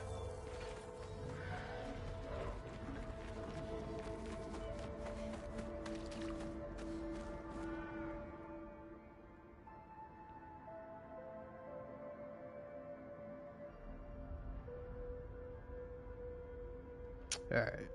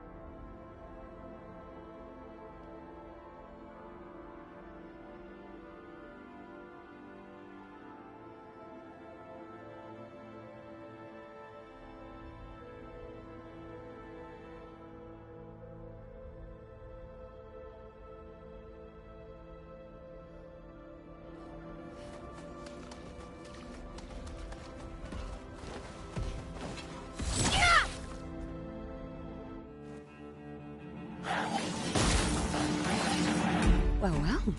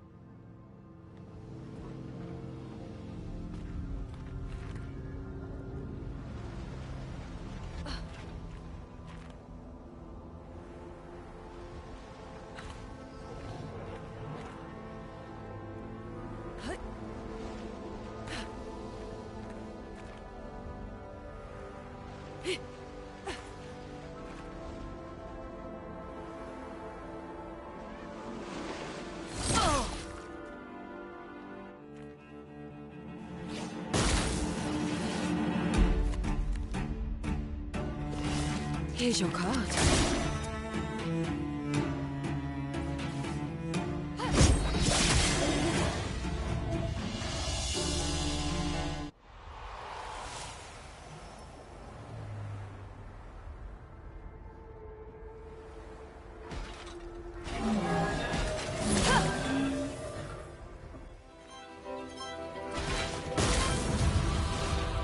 Here we go.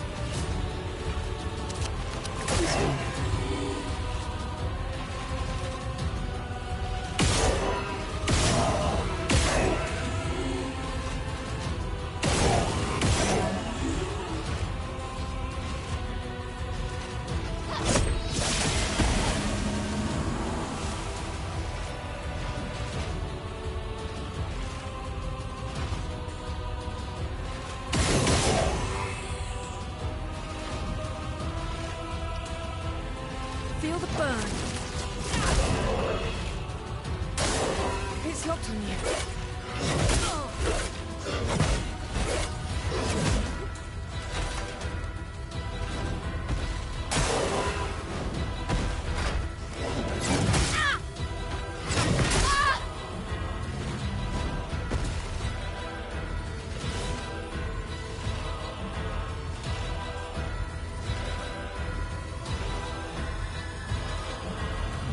Here's your card. A storm is coming.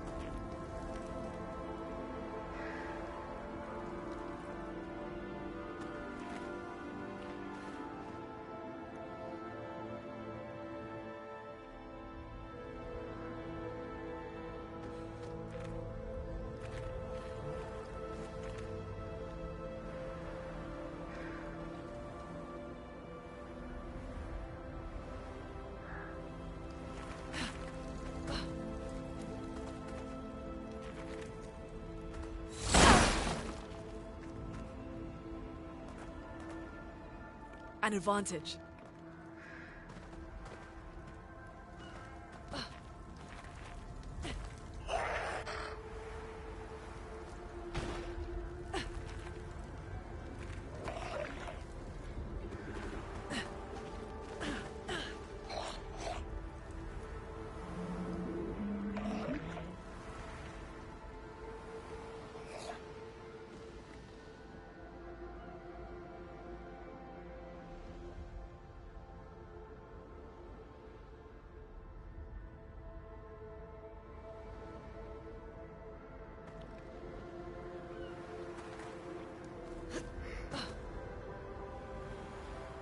Great.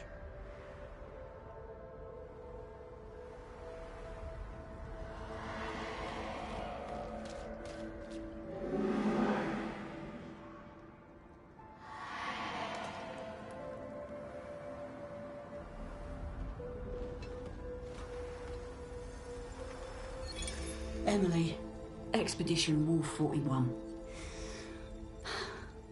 My bag's getting weighed down from all my kills. Maybe I need to pick smaller trophies. Estelle bagged 7 of those armoured nevs, so I've got to get at least 8 in this next batch if I'm going to beat her. Leah showed me how to double up my weapon pictos. Might not be stable, but the bang's going to be worth it. The paintbrus might be out of our reach, but her minions aren't. And if I die, I'm gonna make sure I die big. Like Xavier says, subtlety is not our game. We only live till 40. So let's go make some friends.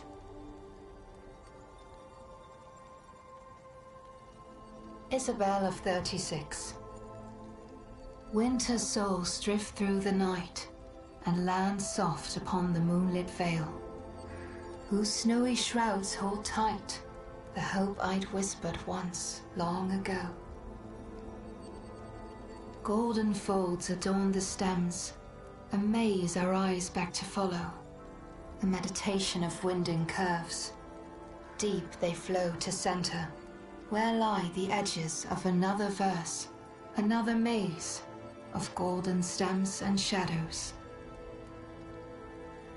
A sea of pebbles shifting, a wave, a wave, a wave of rock and sand, as sand falls upon our heads, and our heads sink beneath the waves. Along the darkened shores we sink, a pebble in the sea. The rising wind rolls through fragrant stalks of feathergrass, their delicate aroma a balm, their gentle susurrus, a lullaby for my aching heart.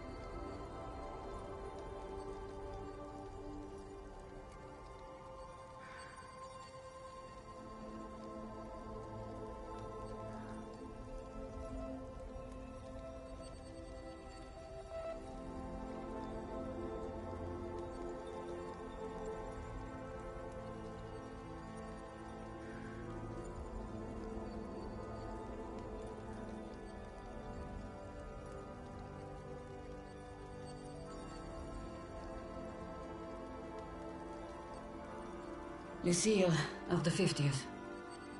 Our beautiful wheel. Wedged upon the rocks. A casualty of the massive serpent of the sea. But even shattered, its presence is still comforting. Adrian and Gabriel are doing their best to sustain morale, but with no food, no clean water, no way to fix the wheel, our fate is quite clear. No, to me at least. But I have no desire to hold back the hopes of others. Perhaps. Perhaps we will find a way back. Still, these moments of quiet, sitting on the beach, are also a source of contentment. All our lives we've been running, trying to outrace time, trying to reach an unreachable goal. And now we can finally rest. At least we got to see some of the wonders of this world. Even the serpent, cool as it is a deadly elegance that is mesmerizing. But oh, what other marvels might we have seen had we been able to keep rolling? I sometimes wonder what it would have been like to grow up outside the dome. Perhaps even live amongst the Nevrons. Could we have achieved a form of peace? Or even prospered alongside them?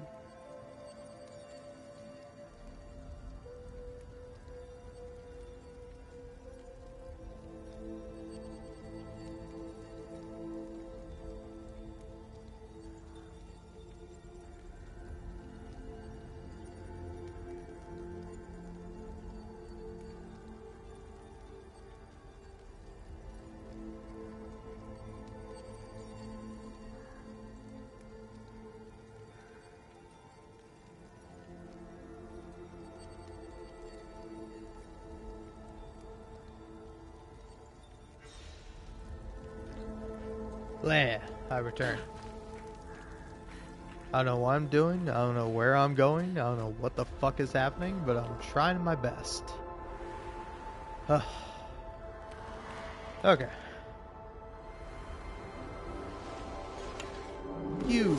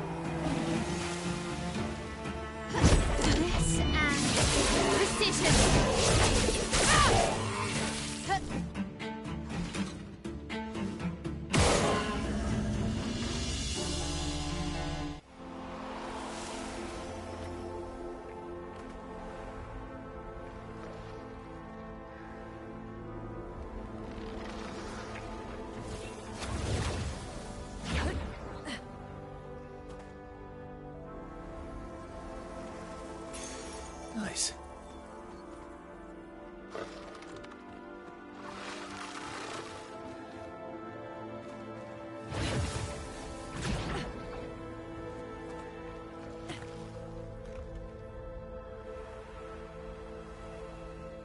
Perfect.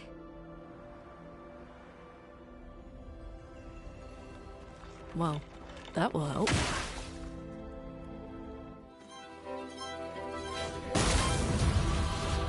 Okay.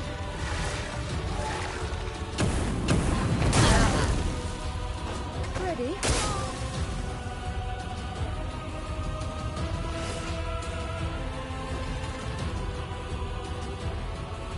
Here's your card. Take your shot.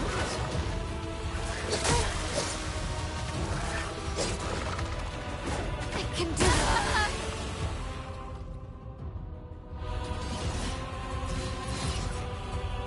Rest.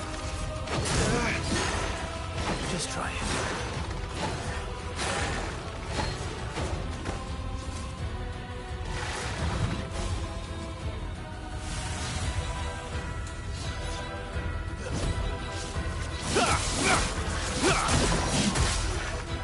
Oh well.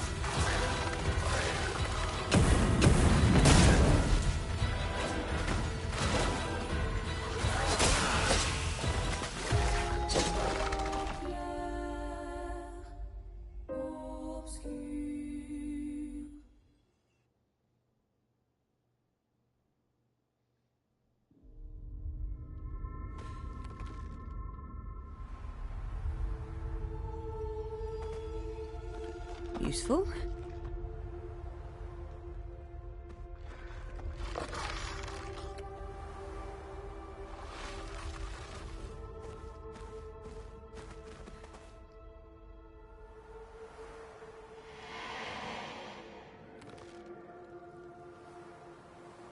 Looks like we passed the danger zone. And no sign of your special Nevron. Oh, I guess we're lucky.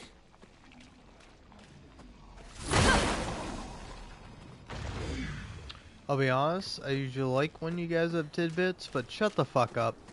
All of you. I get it, we're gonna go fight the special Nevron at the end of the section. I understand.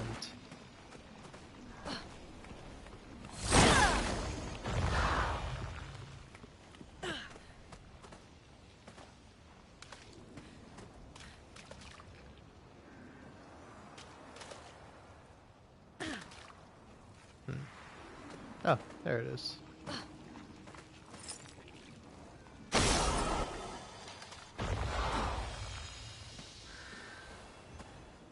Oh, lovely.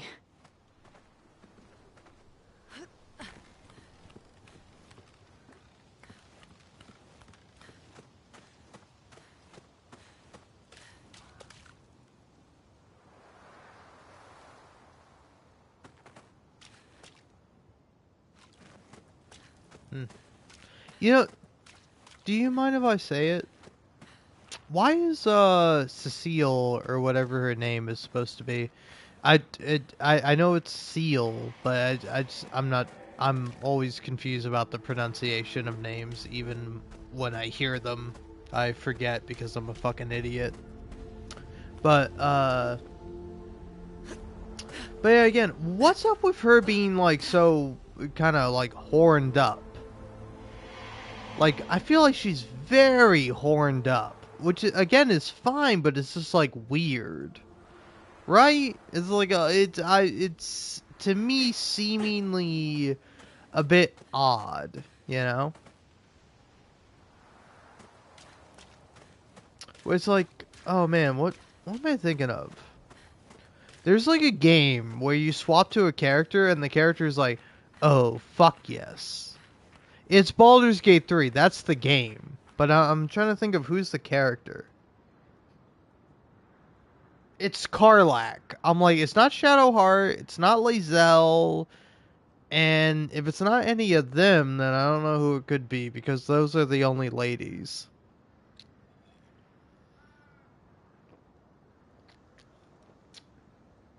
Because, like, for the women companions in Baldur's Gate 3, it is Karlach, Lae'zel, Shadowheart, and Minthara, if you recruit her. Because otherwise, then, it's Gale, Astarion, Will, Halsin, Minsk. Oh, Jaheira. I forgot about Jaheira. Jaheira's one for the ladies. But yeah, so even with that, that's 4 to at least 5. Again, I don't know if I'm forgetting someone in terms of the guy companions. I don't think so, right? Because for the guys, it is Will, Astarion, Gale, Halsin, Minsk, and I think that's it. I don't know. I recently beat Baldur's Gate 3, and honestly, I was kind of disappointed by it. I like the game. I think it's pretty good, but I think it is like fundamentally flawed in a lot of ways. In more ways than one, I would say, for sure. Because, like, I don't know how everyone feels about Baldur's Gate 3. But it's like, Baldur's Gate 3 does not read to me as like a poignant game about trauma, you know? Like, I think it's a pretty good CRPG, but other than that, it's like, I don't know. It's good, but it's not great. And I think that's the thing that kind of holds it back. Is that it could be great. It could be really fantastic, but it's almost limited in a certain way, if that makes sense.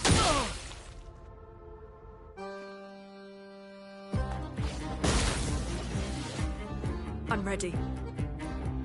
Danger! Ready to parry. My Damn, I almost had that perfect.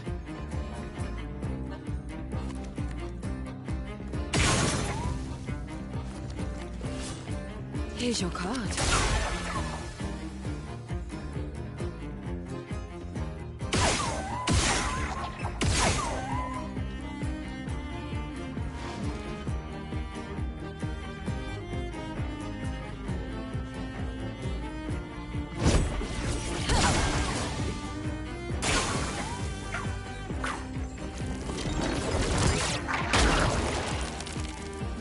Careful, my L. ready to parry. Blades sharp.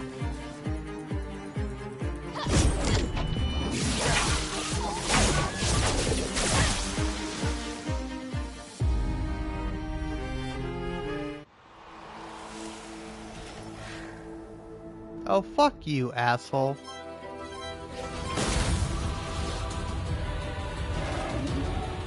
Here we go.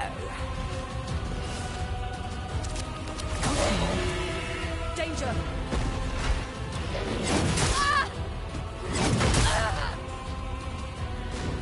Chroma is flowing. Earth rise. I can do it.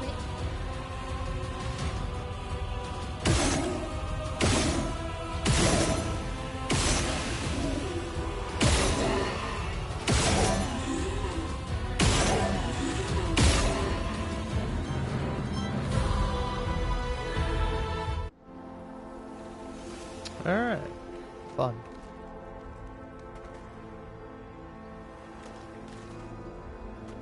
But yeah, I don't know, kind of going back to Baldur's Gate 3, it's like, I really want to like it, and I do, but I also think it is so flawed, but like the way it's flawed is in a detriment to the game, you know?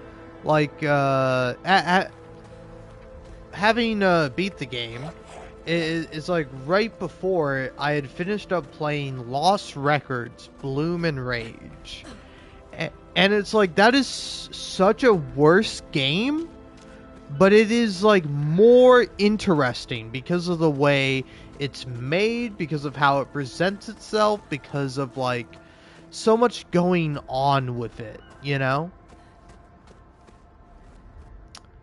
It's like, take for example, I don't know, I might be wrong about this, but it's like Baldur's Gate 3 is set in the D&D universe, so it is restricted in that way, versus this game, which is set in a new universe made up by whatever studio made this game. Again, I don't know off the top of my head, but it's like, because they're able to incorporate real world aspects and kind of do whatever they want, they have carte blanche to kind of just, hey, we're making the game, we can do whatever we want with the game, here's how we're gonna make it. It's like, there's a lot of interesting things going on with that, where it's like, I feel like it's not the same with Baldur's Gate 3. Where it's like Baldur's Gate 3 is like, oh, it's D&D all the way through, for good and for worse, you know? It's like, I just wish games had more opportunities to be creative. Anyway, who makes this game?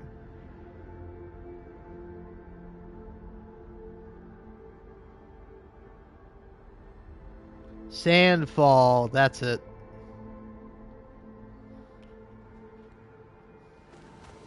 Alright. Bleh. Cheers.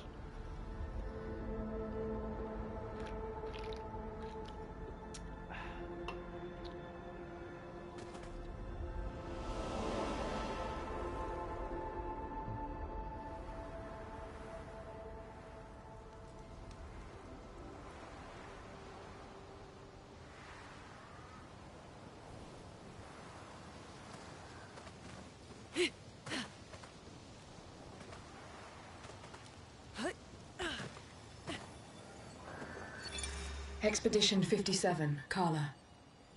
These siege engines seemed much more powerful in Lumiere. But on this battlefield, next to all these broken bodies, staring at the true size of the monolith, I feel despair. I dare not show my true feelings. As commander, I cannot yield to fear, but I can't help but wonder, is pressing forward the correct course of action? Our lives are forfeit anyway, but is there perhaps a better way to spend such precious coin?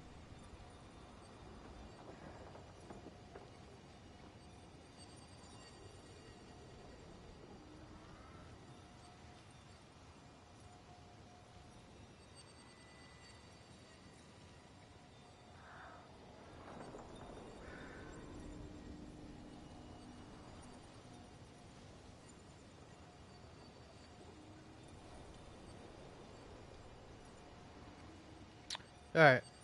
Whatevs.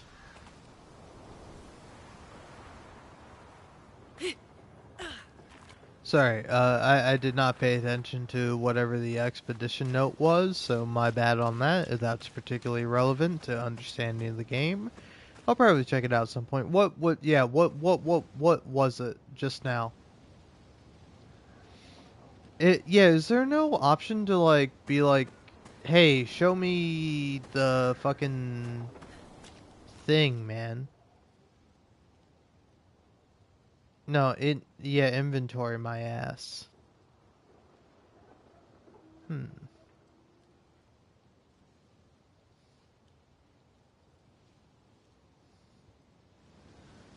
Yeah, I guess you can't really. That's fucked up.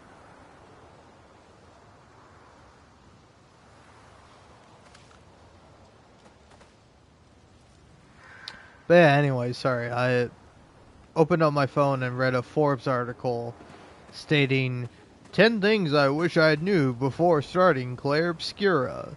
And it's like, I don't know, it's great and stuff or whatever, but I don't give a fuck. Fuck you. Games should be confusing, weird, and incomprehensible. That's what makes them interesting. Like, simple games aren't, like, criminal or nothing. Like, they're not terrible. But, like... Intriguing. This one's fun.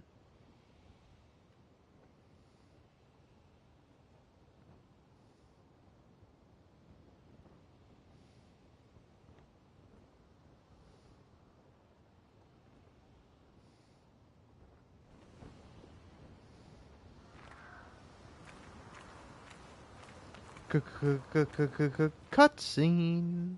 I'm gonna shut the fuck up now.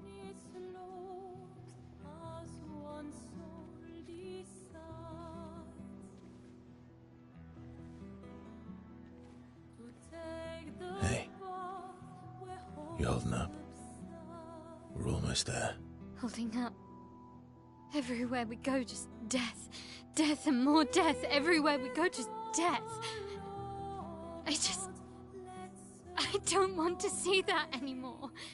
Look, my I Elliot. thought you would understand. You said you spent your immortality burying the people around you. Doesn't any of this bother you? And you. Gustav's dead. How can you keep going like nothing happened?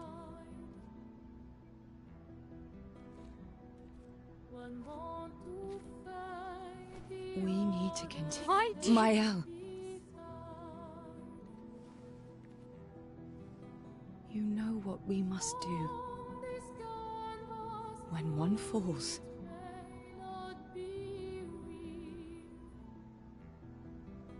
Come on.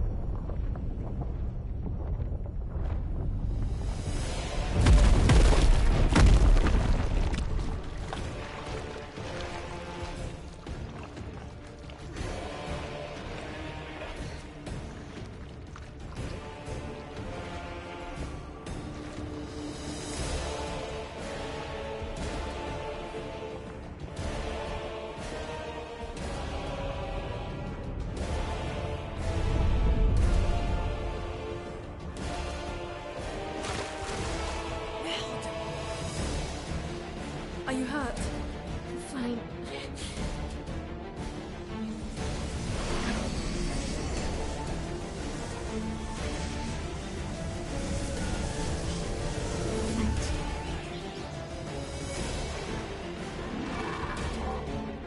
Ready?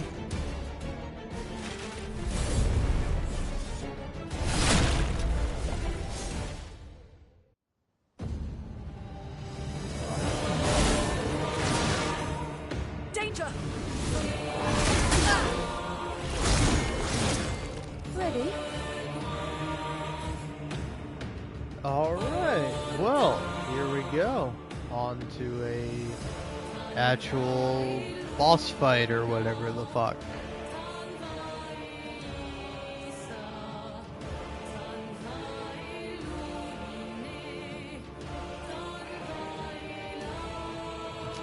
Alright, so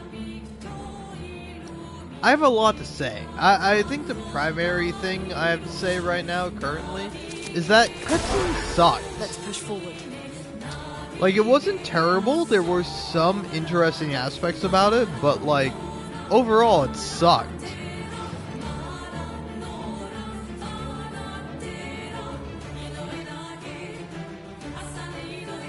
But yeah, it's like, I don't know, I like the line from Mael saying to Verso, or whatever the fuck the new boy's name is.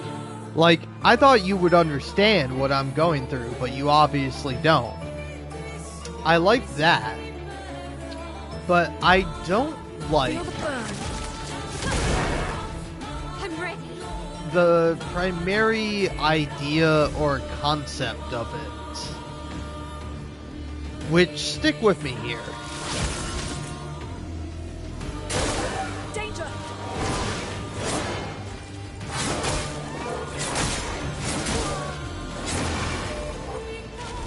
Ready. But yeah, it's like, I don't know, God, fucking the music, man, it's throwing me off. But yeah, it's like, if, I don't know, it's just weird.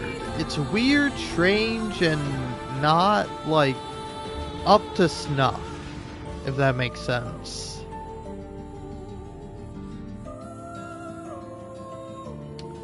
Where it's like, I don't know, it's weird. There's a lot of importance put on Cecile, even though she's, like, not, like, a main character. Like, she's literally a side character.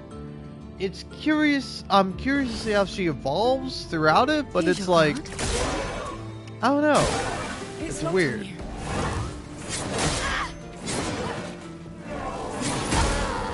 Damn. A storm is coming.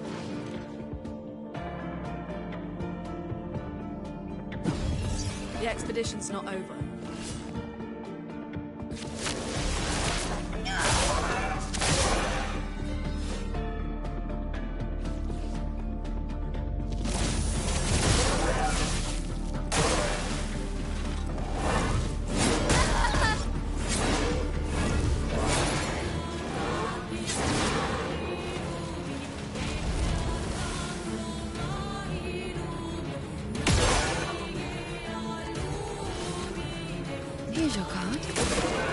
Let the ink flow.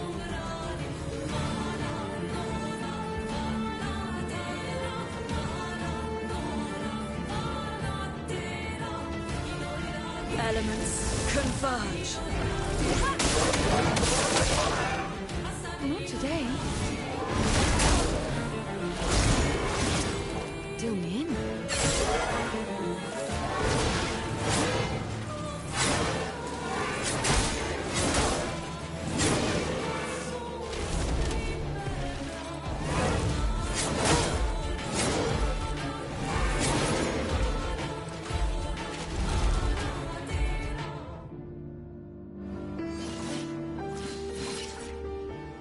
Not impressed.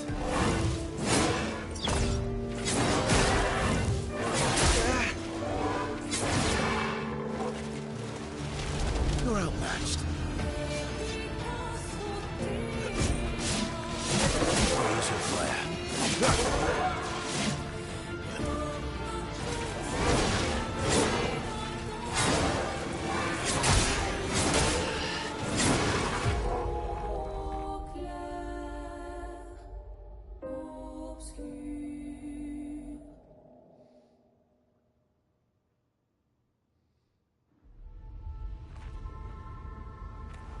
Alright, here. This will be great, because now I get to actually talk about the problems I have with this cutscene.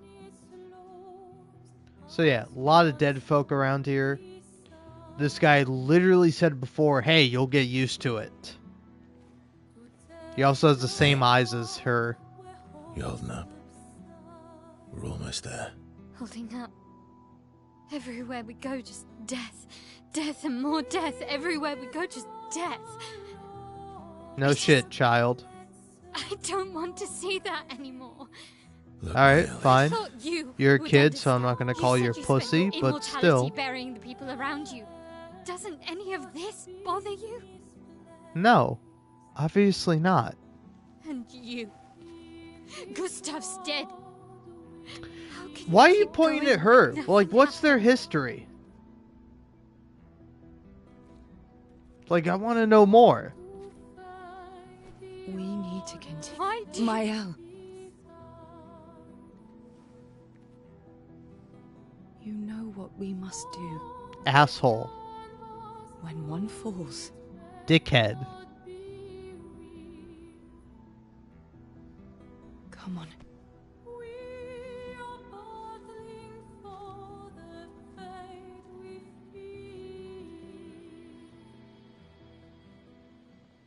Then him thinking, being sad, maybe going to say something, and then, oh, bad guy shows up, now we gotta do a boss fight.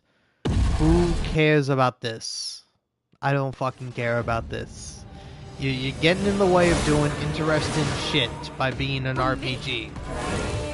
Which is fine. But still. Alright. No tricks. A storm is coming.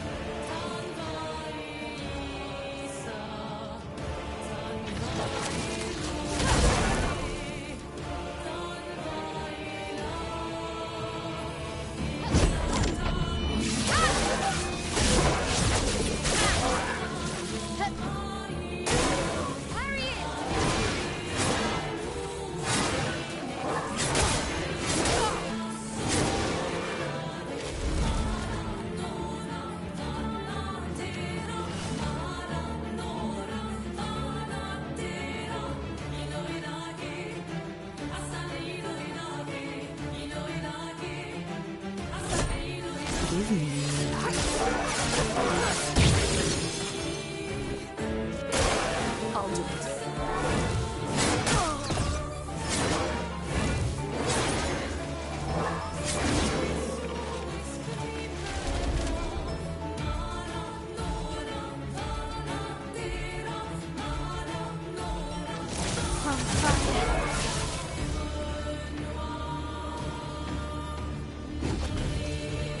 Sorry I failed. That's alright, happens to the best of us. Elements converge.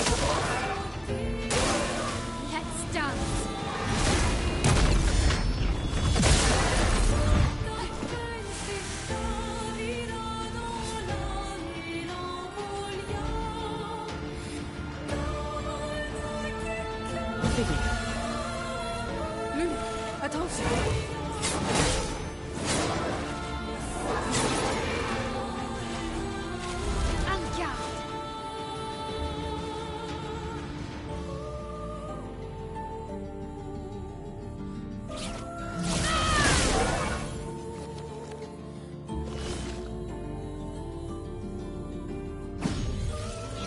I won't waste this.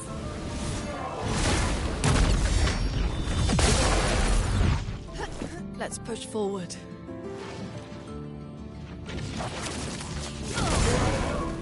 En garde!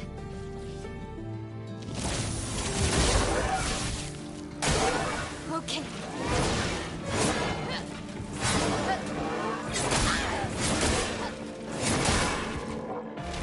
Let's play.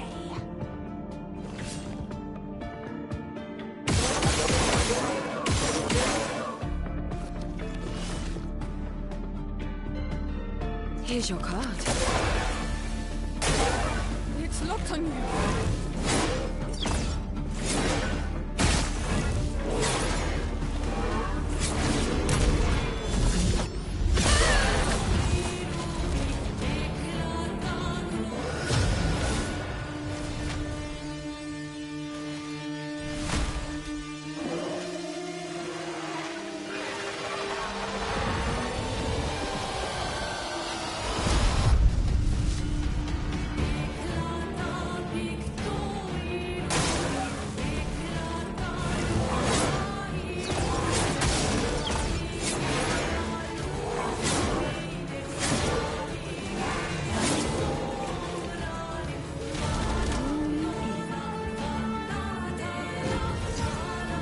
Sorry I failed.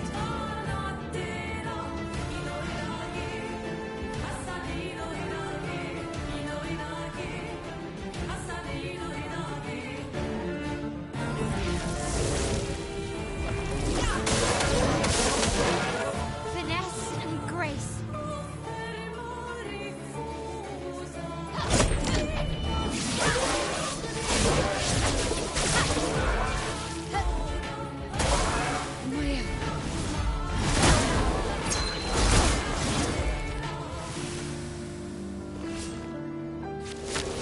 No more tricks. Not today.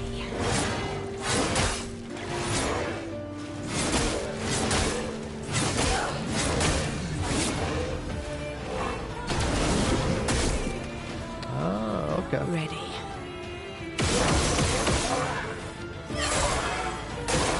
Take your shot.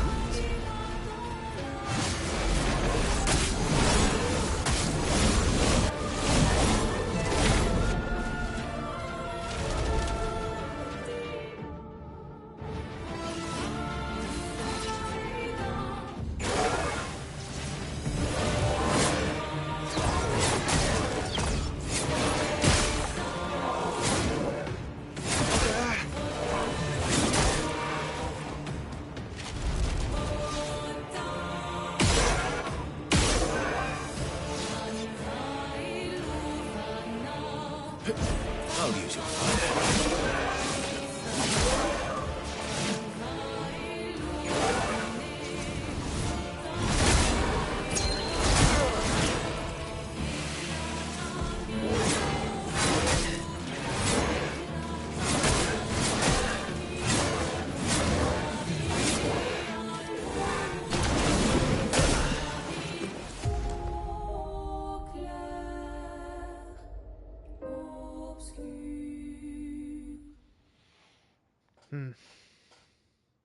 All right.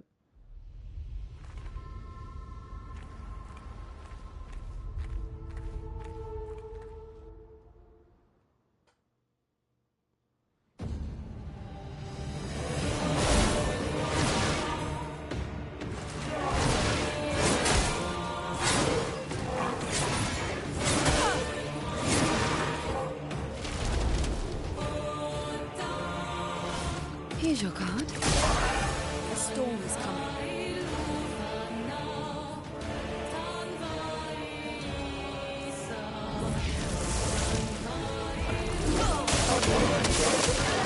En garde!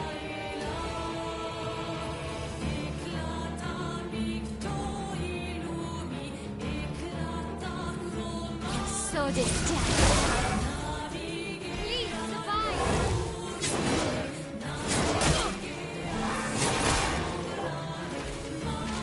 Doing in. Don't worry. I'm here.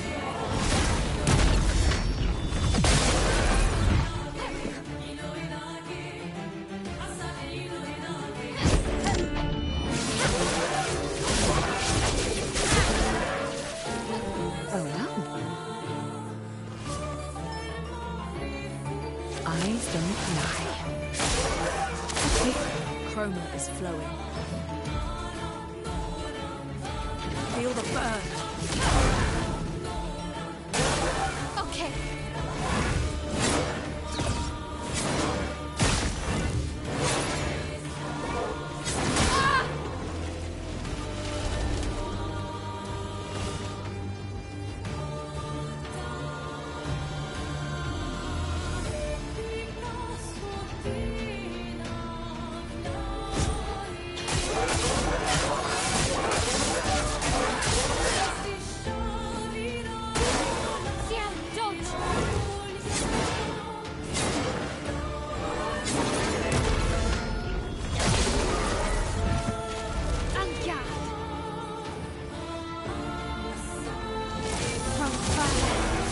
Let's push forward.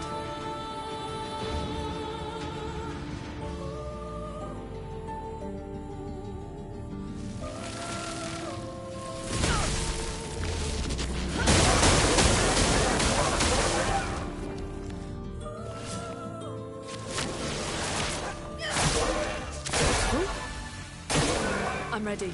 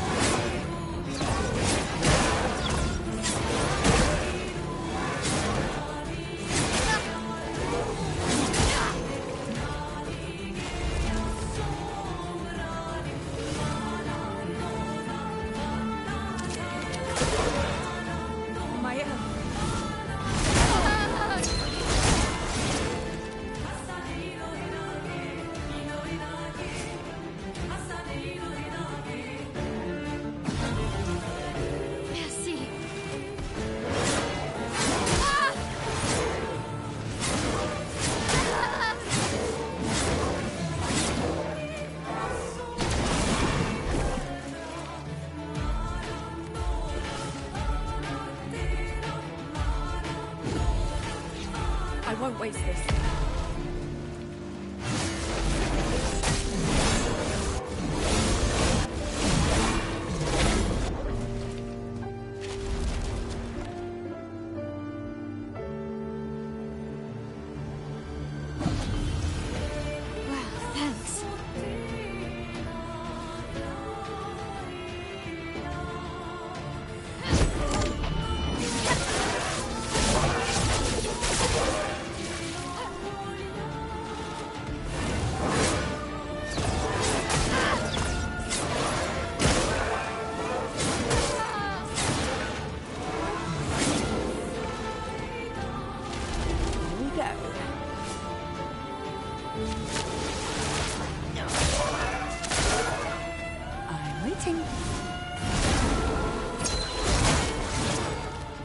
I'm waiting.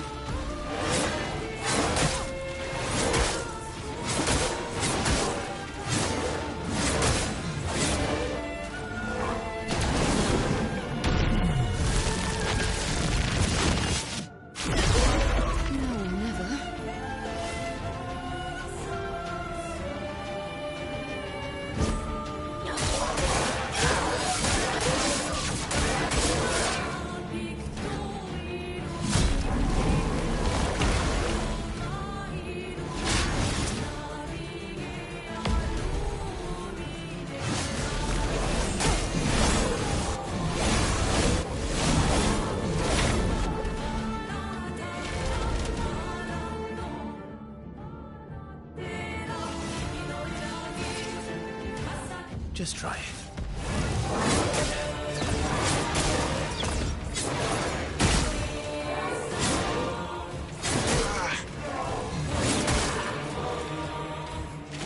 I've lived through worse.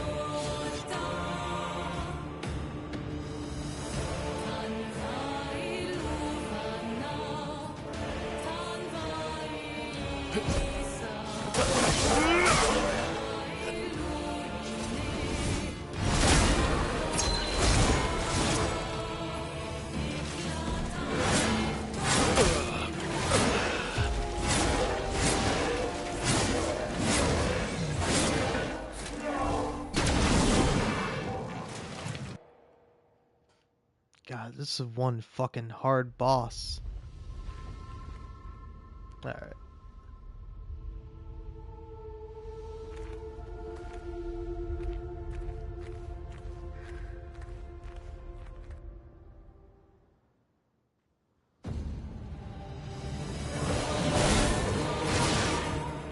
Take cover!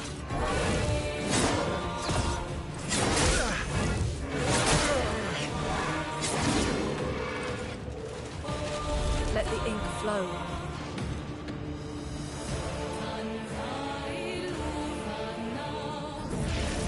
Elements converge. I'll manage.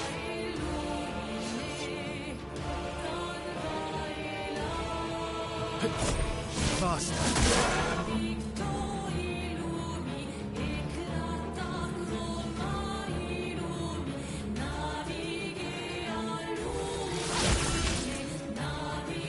Incoming.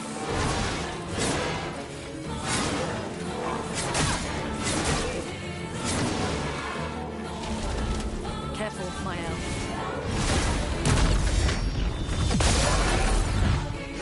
A storm is coming.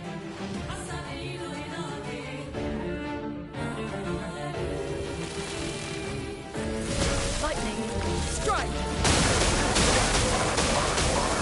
Ready to strike.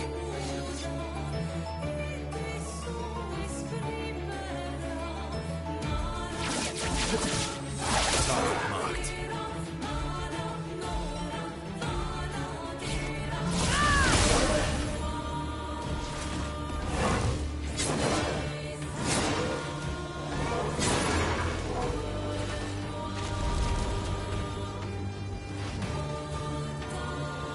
Feel the burn.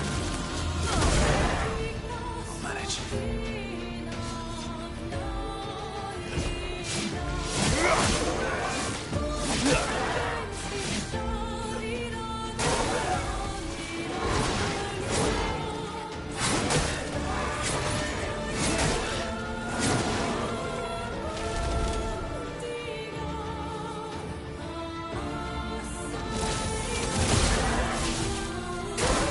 Luna, careful.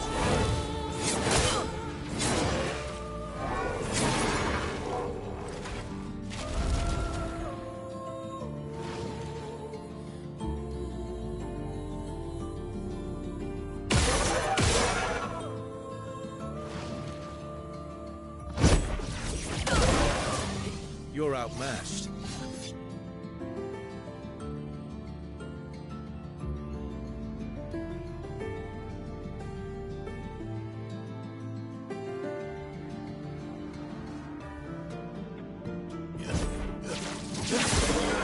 This will hurt.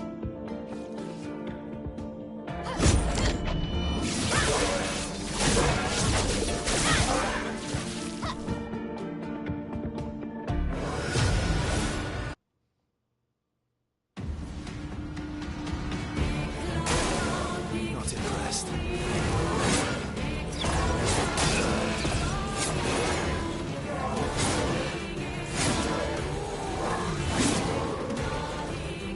I'm gonna be honest with you, I hit the jump button.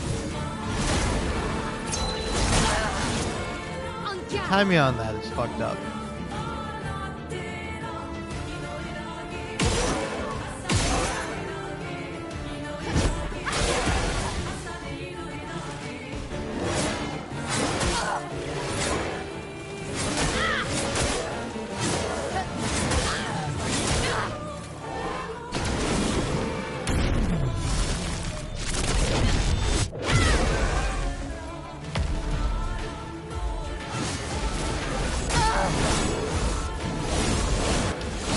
Stormblood is messed up, man. You know this, I know this, everyone knows this.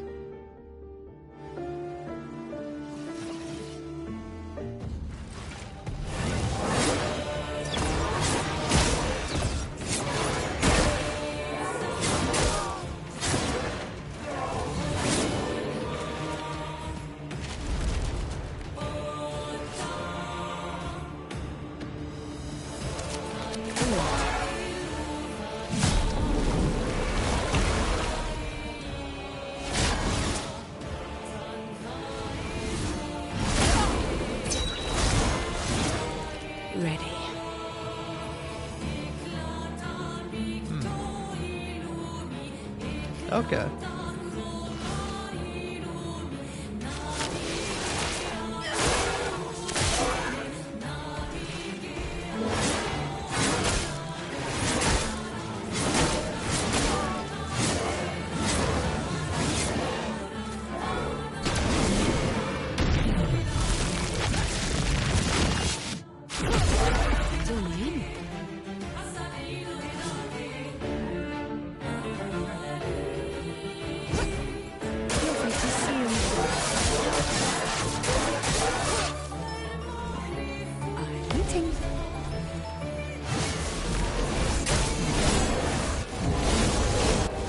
Stormblood is still messed up. I don't know how to do it.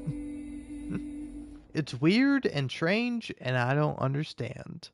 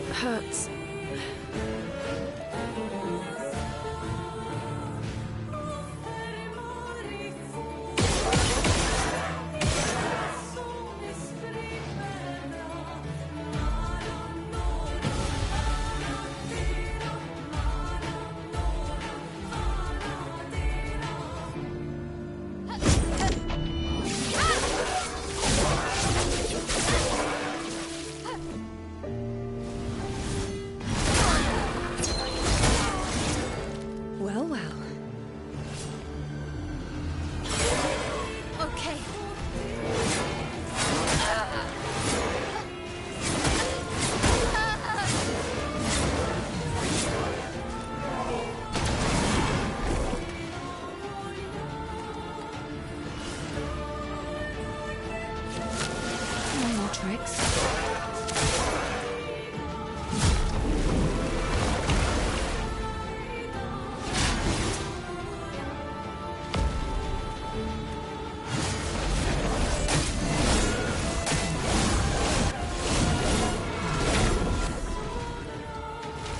Swiftly now.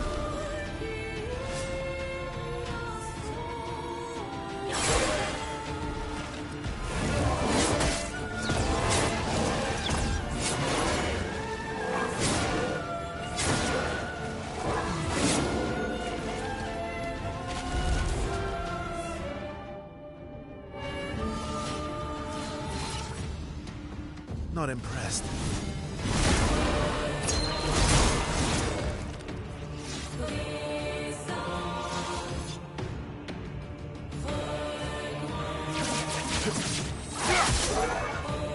Not impressed.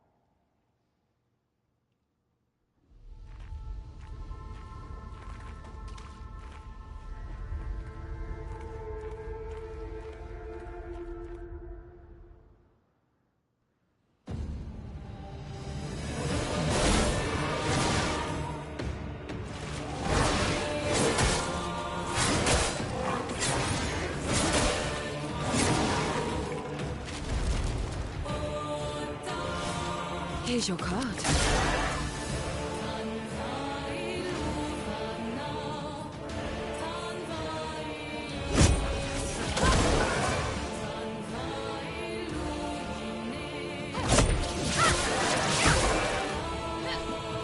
On me.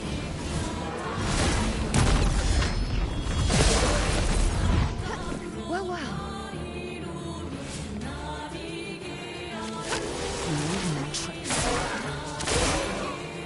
Let's dance.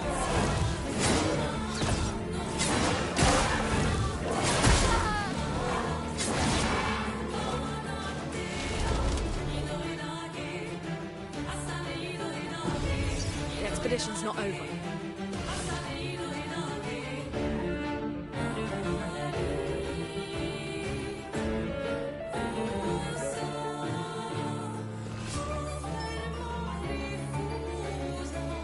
Eyes don't lie.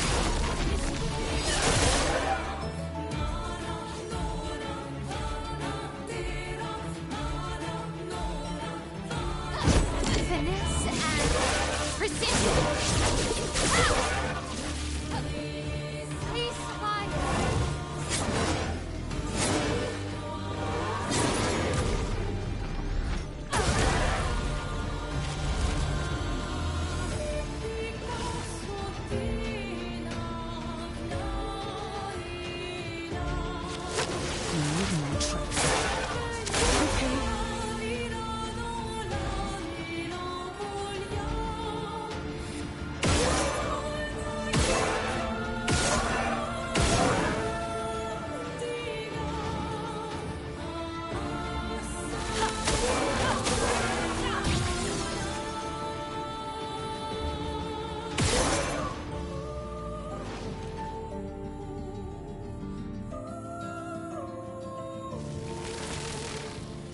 Lightning, strike!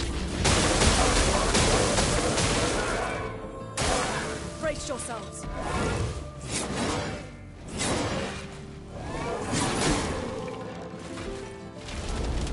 Not looking good.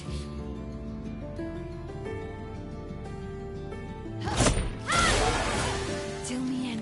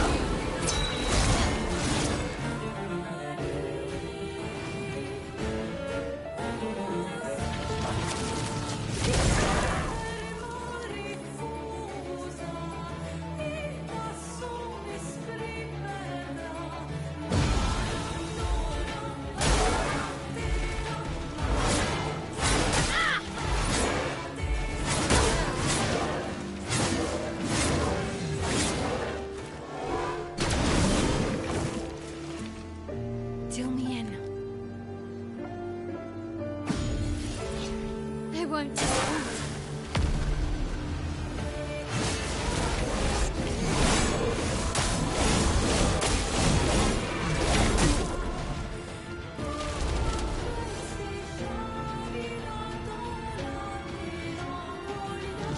From fire. Let the ink flow.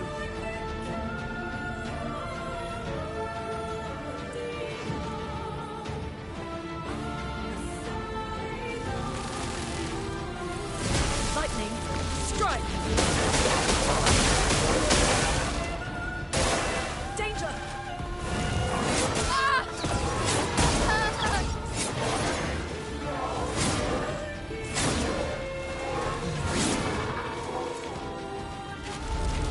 Or never. Eyes don't lie. Let the ink flow. Well, thanks.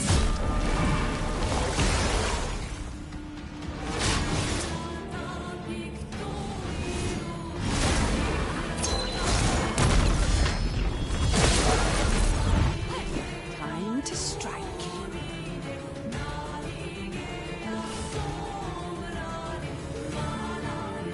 Eyes don't lie. I'm ready.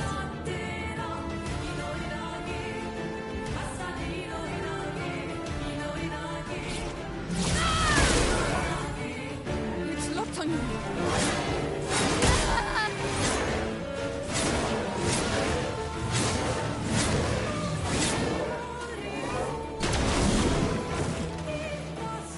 Till the end.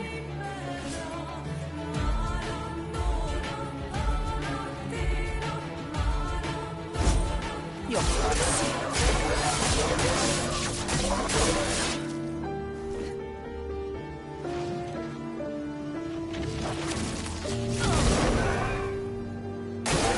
Lumière, attention.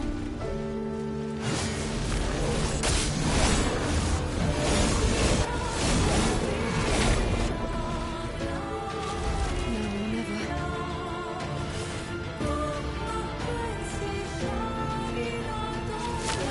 No tricks.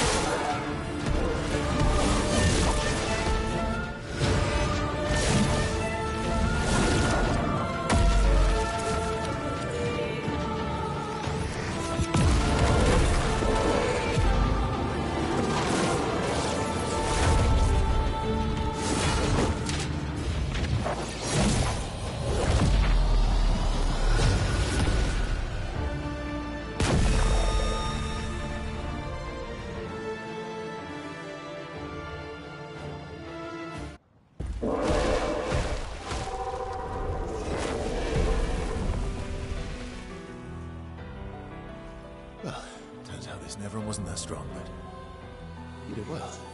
You learn fast.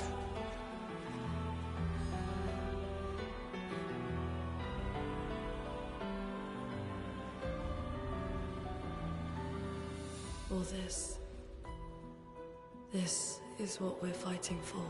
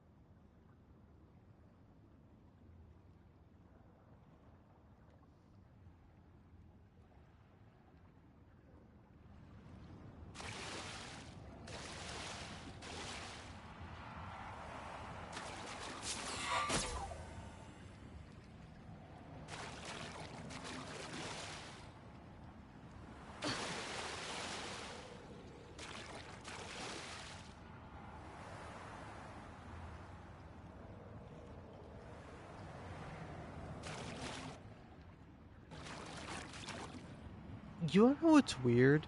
It's weird that this is like, it's like literal hundreds of dead bodies all over the gaff. And it's like, I don't know, it's weird. It's like almost more significant, but also less significant than like Bloodborne. Because like Bloodborne is a very subtle game. It does not do a lot of overt storytelling. It does a lot of overt stuff with monsters and jump scares and all that. Victorian aesthetic, cutscenes. It's very overt in a lot of ways, but in its environment is very like very subtle, very like, oh man, this is horrifying. Like when you look around an area and you see how it is, you're like, oh man, this is terrifying. But like it doesn't tell you that. It doesn't indicate that to you. You have to pick it up on your own if you feel like doing so.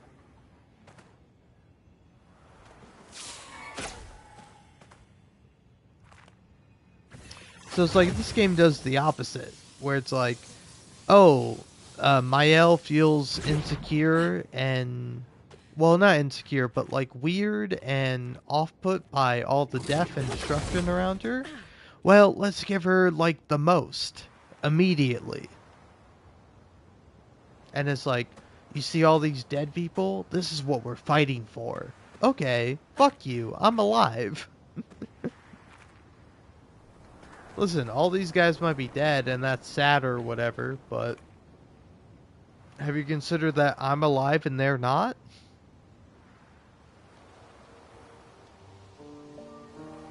Like, that's why you're saying, hey, you should care about this, but I'm saying that no, that's exactly why I shouldn't care about this.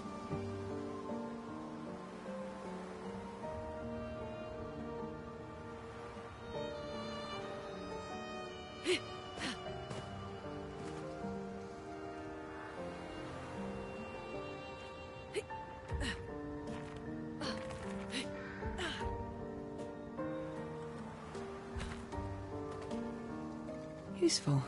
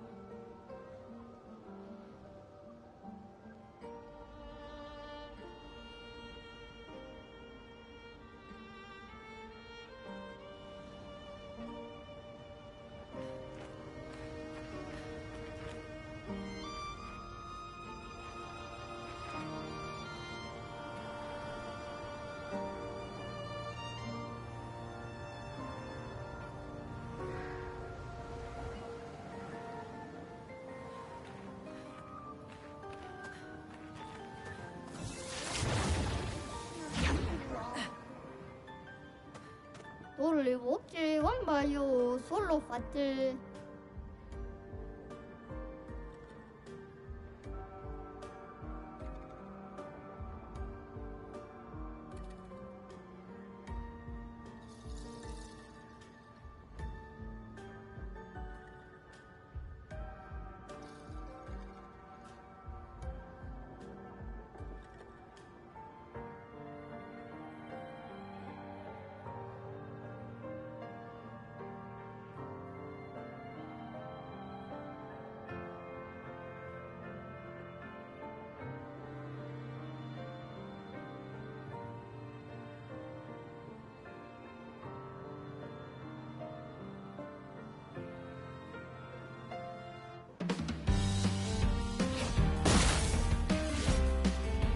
On me. I'm ready.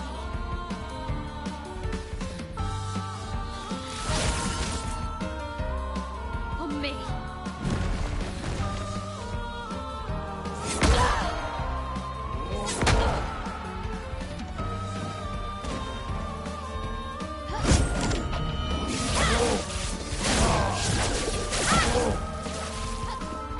Ready to parry.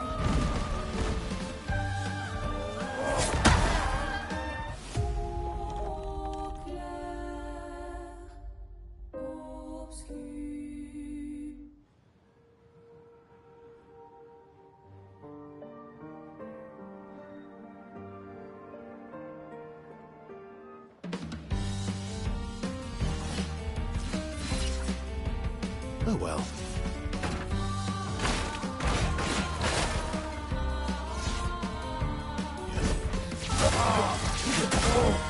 You're outmatched.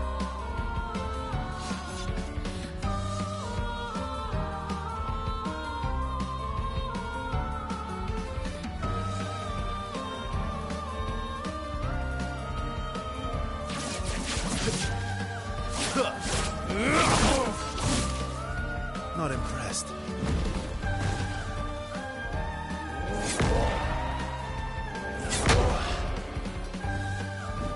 Let's carve a path.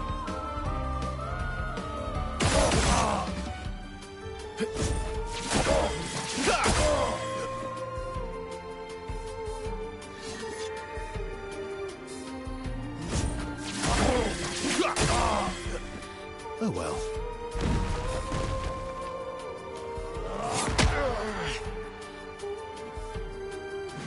Let's carve a path.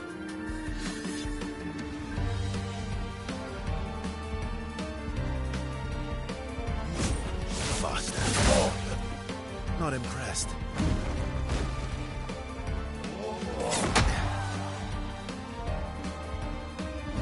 You're outmatched.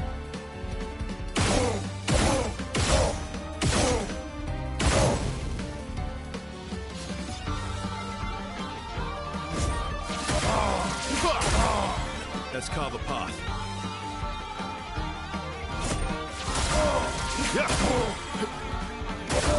Bring it on.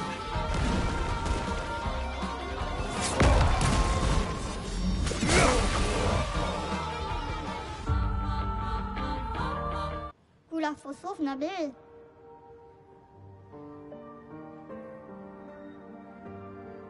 Oh. Huh. Oh.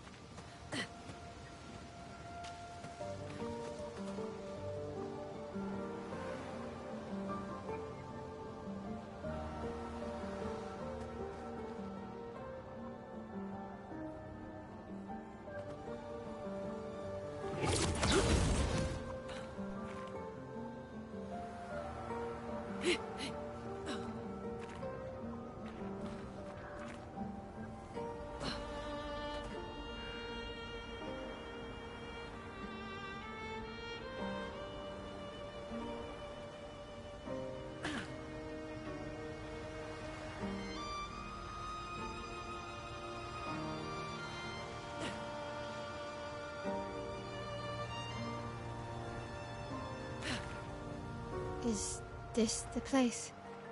Yeah. We can bury your friend under this tree, if that's okay with you.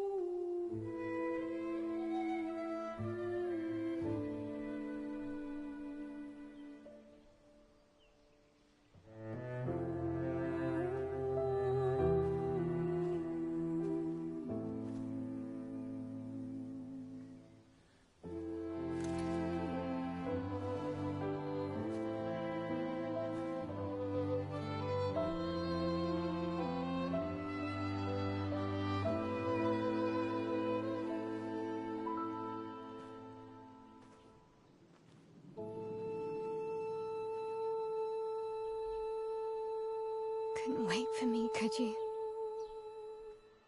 I wish we could. Rest easy, Gustav. I'll finish what you started. The paintress, Renoir, they will pay. No more dome. Just open skies. I'll save them, Gustav. Emma, your apprentices, everyone. You can leave it to us. You were always there for me. I'll save them. Say hi to Soph for me, yeah? We could never tell if you were my brother or my father. But to me, you were both. Best brother and father I've ever had. When one falls, we continue. Thanks for being my family.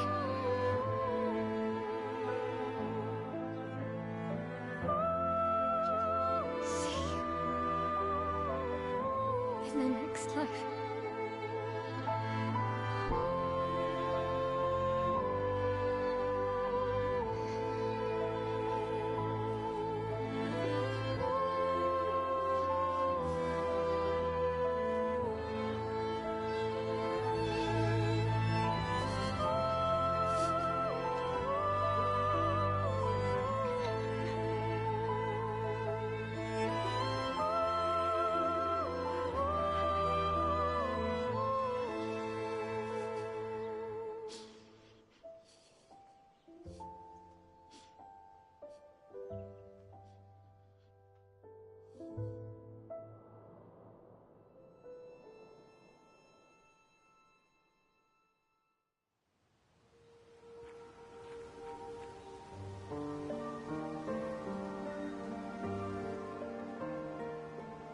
Alright, heyo.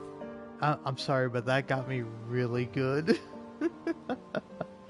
In terms of that being really funny. And I know it's not, and yell at me all you like, but that was really funny for a variety of reasons. A, the fact that I just have like random outfits on. And then, What is so?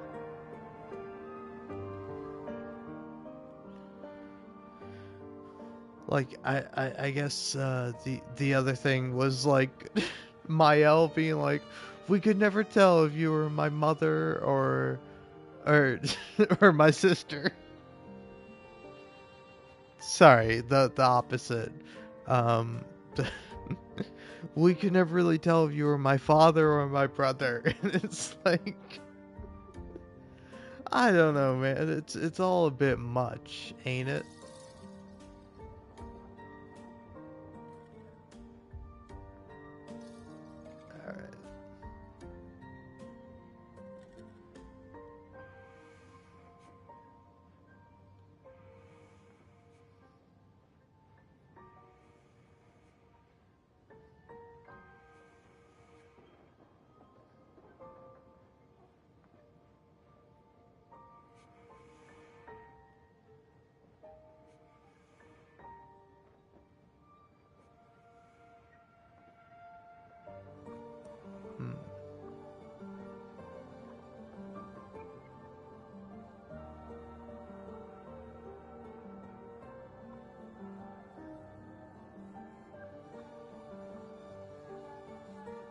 Alright, whatever. Going default.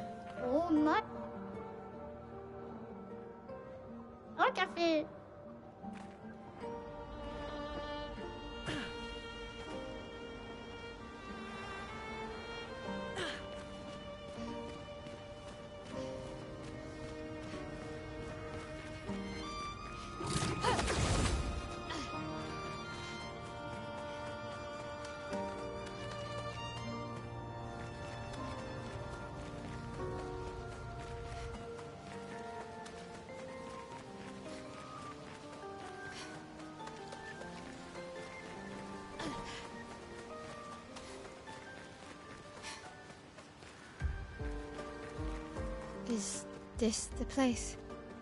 Yeah. We can bury your friend under this tree, if...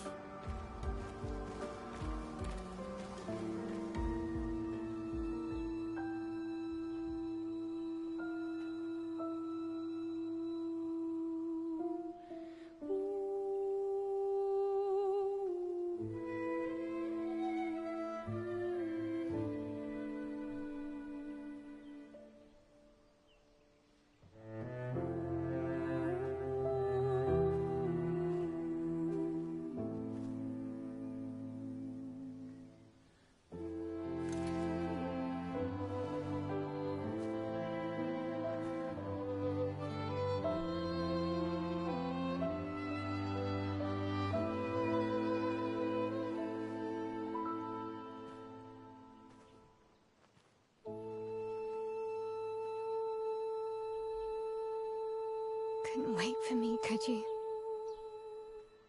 I wish we could. Rest easy, Gustav. I'll finish what you started. The paintress, Vanois, they will pay. No more dome. Just open skies. I'll save them, Gustav. Emma, your apprentices, everyone. You can leave it to us. You were always there for me. I'll save them. Say hi to Soph for me, yeah? We could never tell if you were my brother or my father. But to me, you were both. Best brother and father I've ever had. When one falls, we continue. Thanks for being my family.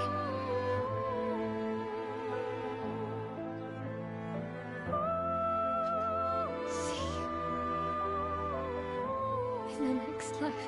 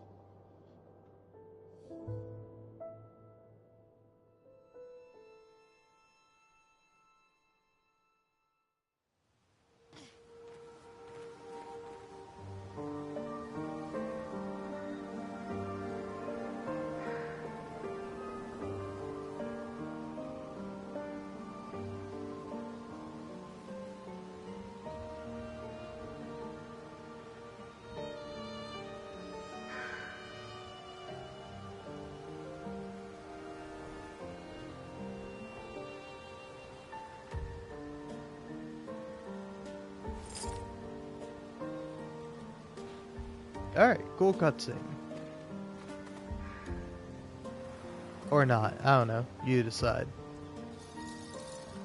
I think the cutscene was... eh?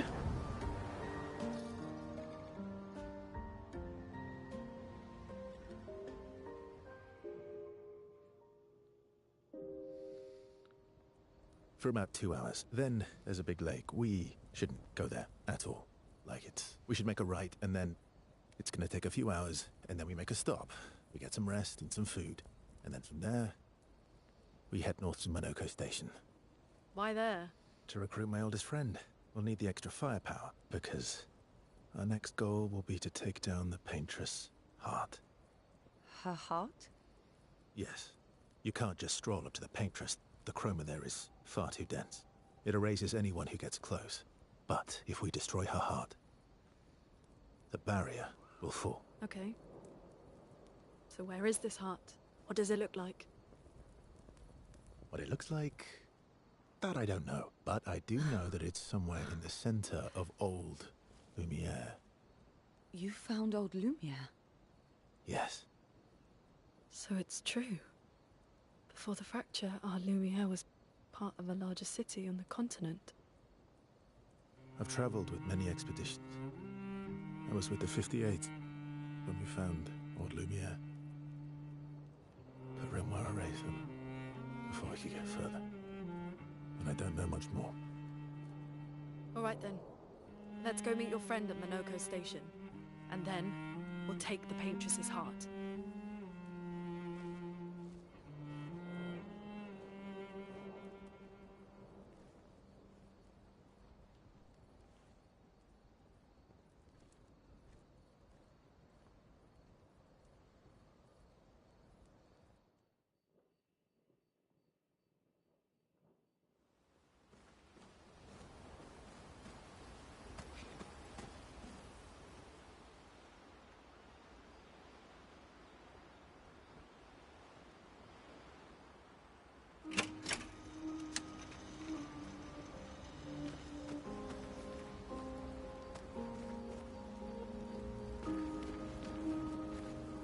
How come Monoko lives so far from the other Jestrels?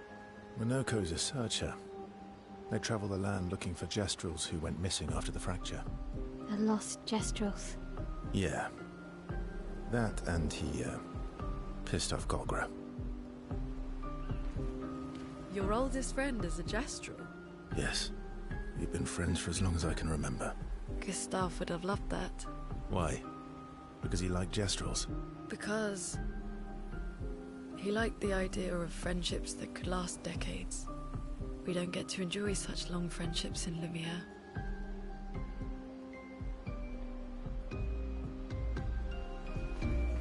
How far up the mountain is Monoko Station? Will we see snow? Not too high, but yeah. There's usually snow. Fantastic. Oh, right. There's no snow in Lumiere. No, only in books and paintings. It's almost as mythical as Jestrels. And just as fun. And sometimes just as deadly. Oh. Really? My husband was obsessed with the idea of snow. I can't wait to see some. That you will.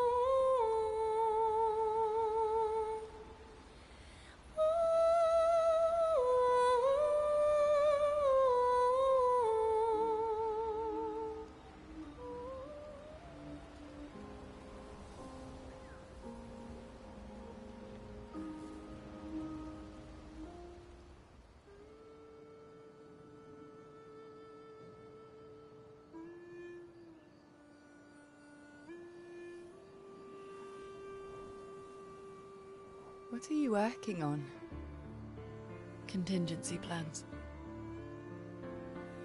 If we fail, Expedition 32 will need every bit of information we have. Right, but how are you going to get it to them? I asked the Jestrels for help. Smart.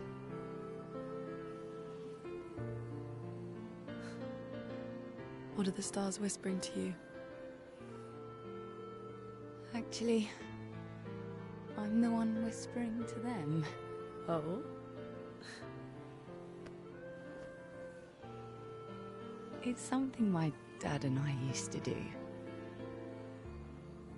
When I was scared, or anxious, or even when I was happy, he'd say, share it with the stars. When it's hard to talk about things, the stars will understand.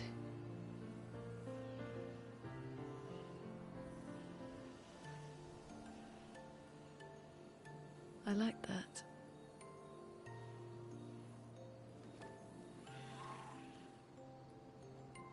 I talked to the stars a lot after he was gone. I remember the night we first met at the Crooked Tower. Right. After the gommage. I was surprised to find you there. I thought I was the only one who knew about that room. I had to get away from the harbour. And those damn petals everywhere. So I climbed up.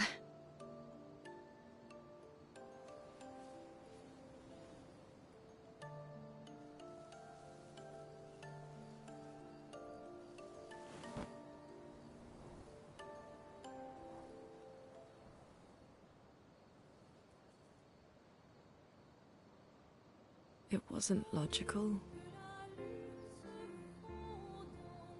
But part of me really believed my parents and their expedition had succeeded.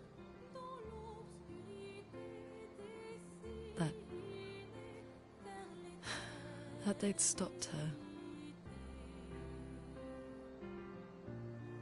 Then the paintress woke. And I knew they weren't coming home. You know, it meant a lot to me. The comfort we shared that day. But you avoided me after. Why?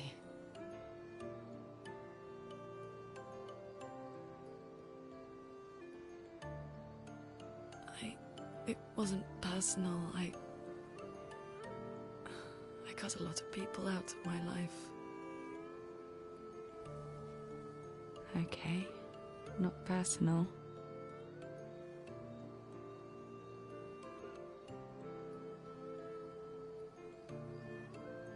That day, I knew my parents had failed. They were counting on me to finish their work. I couldn't afford distractions. Friends are not distractions. I know that now. Wow.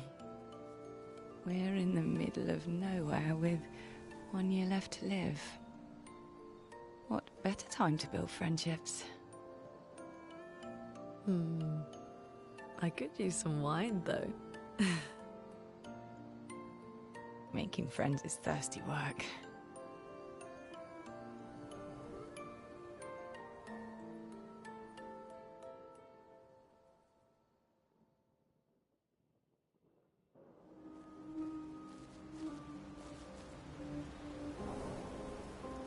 That was sad. Yeah. You were sad. Yeah. You were thinking of Julie. Well, not just her, but... yeah. Want a hug? Yeah. I do.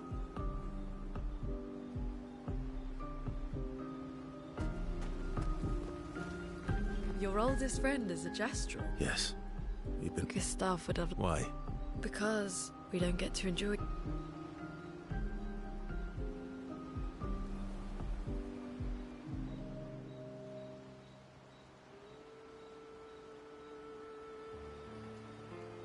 Why are you allying yourself with us?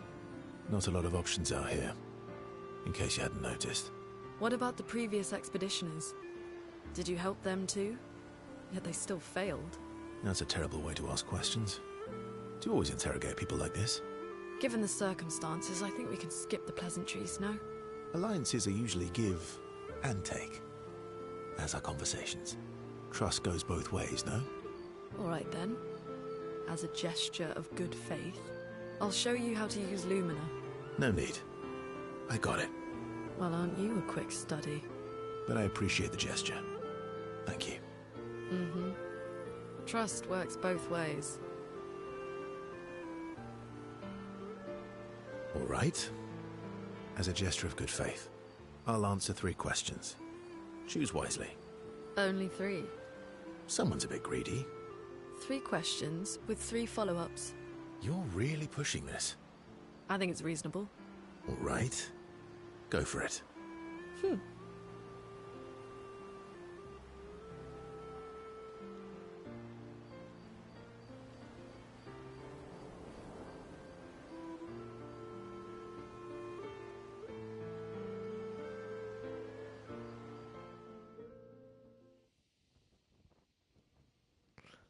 Alright, game.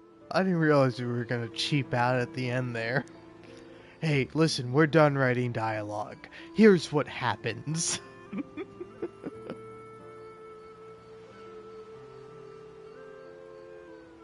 I think the funniest part was,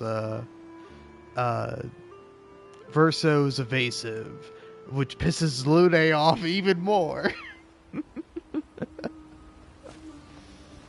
Oh, that's funny. How far up the mountain is Minoko? Not too high. Oh, right. No. And just as fun. Oh, my husband. Sure. I didn't realize I could just spend time with anyone, but yeah, sure.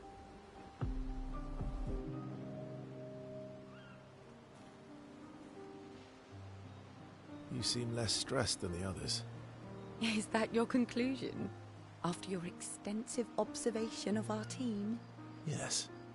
There must be better uses of your time than analysing our stress levels. Well, it's important to understand your teammates. Says the mysterious stranger who has yet to share much about himself. Then consider this my attempt to be less mysterious. Oh, is that what this is? I'll trade you. A story for a story. Quite fair, I think. Well, there are stories, and then there are stories. You first, then. Something unusual, then? Strange wonders and mysteries? A bit impersonal, Not really how you get to know each other. I don't think that's worthy of a trade. No. Tell me something dark and melancholy and personal. Ooh, going straight for the heavy stuff, huh? If we're going to share, let's share. Story for a story, right? We'll see.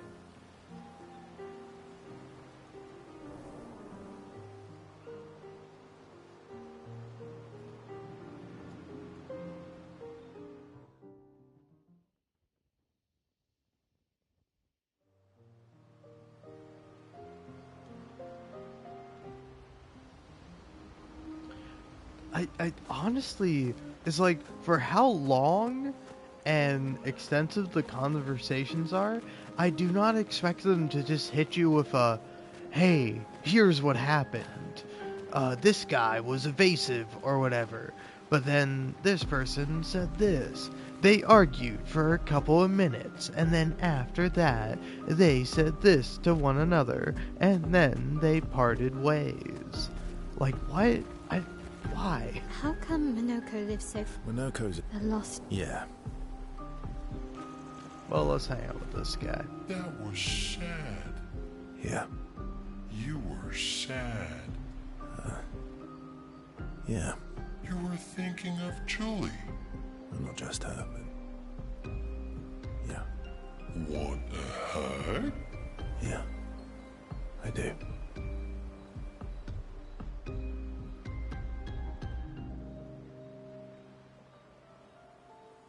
She reminds me of someone. Who? Well. Have I met her before? Well, you also thought you knew CL. Oh, but I do. Wait, don't I? You're the one who says all humans seem the same to you. Oh, well, that's because you're all cousins. Same, but different. Right, so, maybe it's that. Yes. Just like Verso is Verso's cousin. Mael is Mael's cousin. Yes, that's it. You're so very wise. Yep. Verso the Wise. Oh, great name. Oh, can I be Eskia the Great? No, wait. How about Eskia the Brave? Oh, no. Eskia the Great is better. You're just a big ball of nonsense sometimes, aren't you? That's why we're best friends.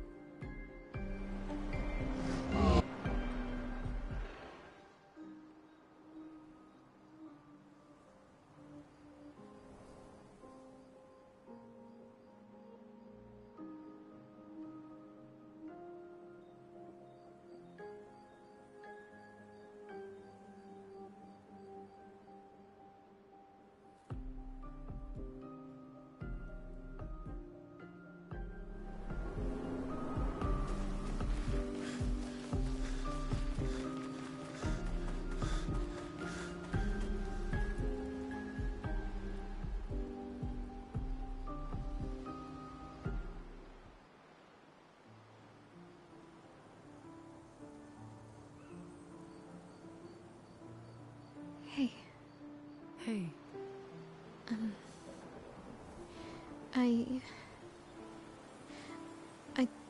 I didn't mean...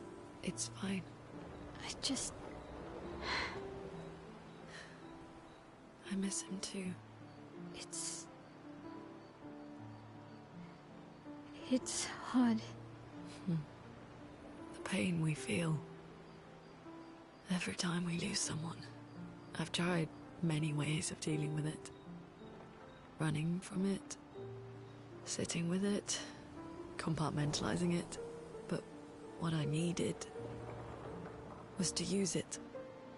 To use everything. What do you mean?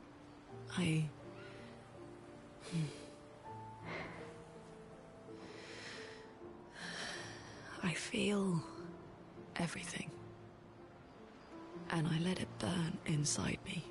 when I'm tired, when I feel hopeless, when I want to just let it all go. I use the pain. I use the fear, the shame, the guilt, the anger.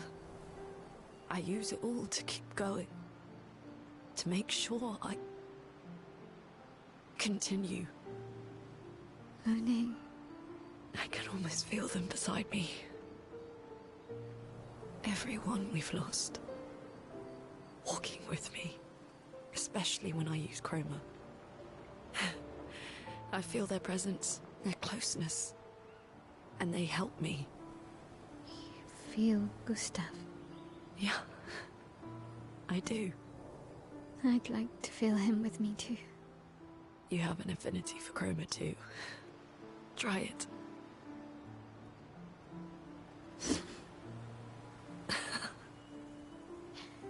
How do you always know what to do? I don't. Want to know a secret? I have no idea what I'm doing. And I don't think anyone else does either. Really? Don't tell anyone else I said that.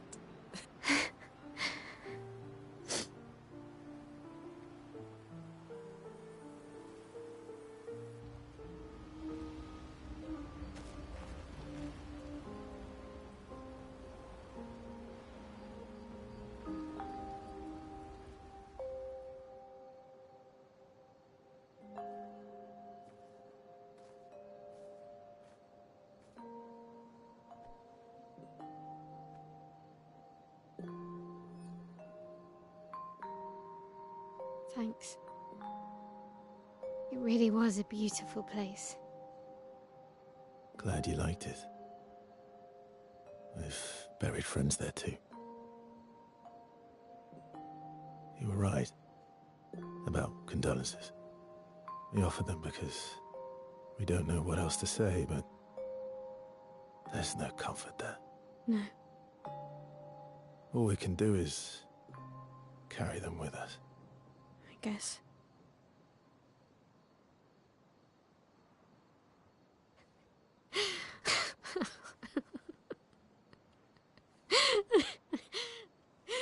Sorry. It's just wet. Drowning in our own sadness. Hey, why did you join the expedition? I mean, with the Gamage, I understand the rest of the team's decision, but you're half their age. Out here seemed better than in there at the time. It's natural. Wanting to escape a life you don't want. Escape. Yeah. That's what I wanted. But Gustav and the others, they really want to change things. Well, changing your life also counts. Can't always shoulder the world's problems, you know? It'll drain you fast. Gustav would probably say, if more of us cared, then it would lighten the load for everyone. He sounds like a good guy. Wait.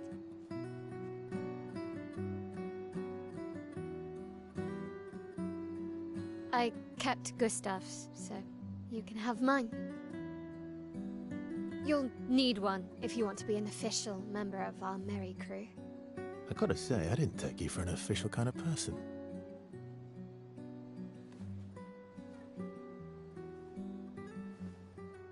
Welcome to the disaster expedition. Thank you.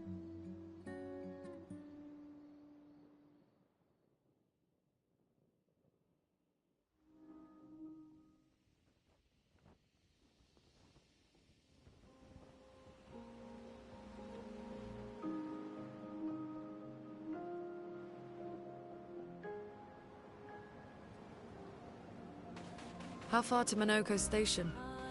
With SGA? That should be quick.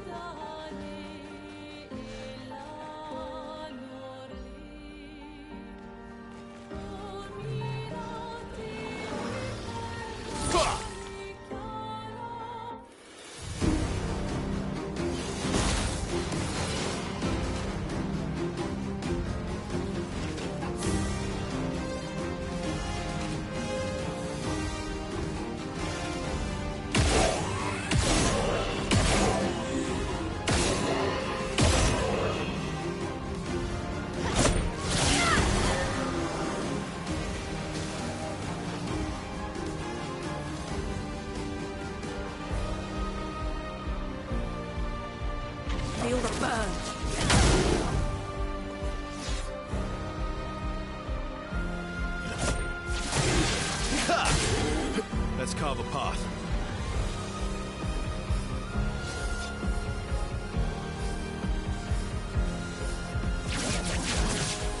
Target marked.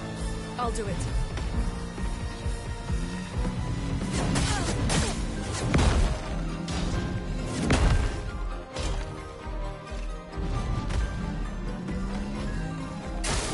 Careful, my elf. A storm is coming.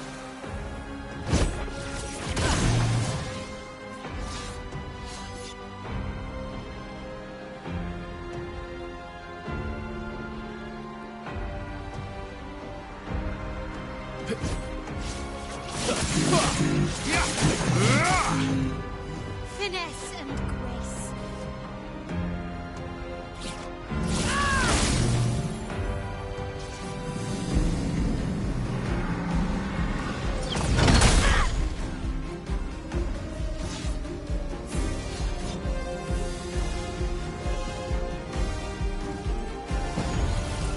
Let's go again.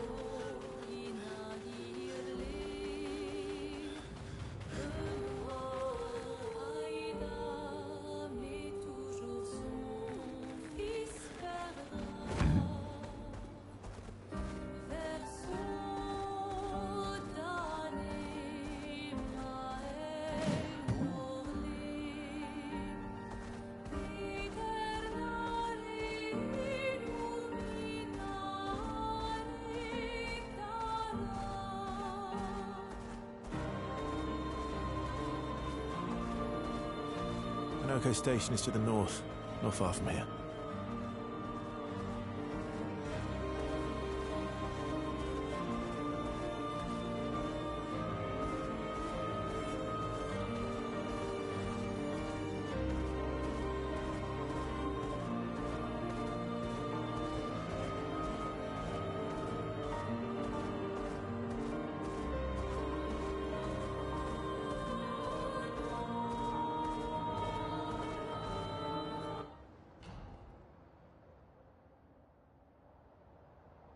Follow the tracks.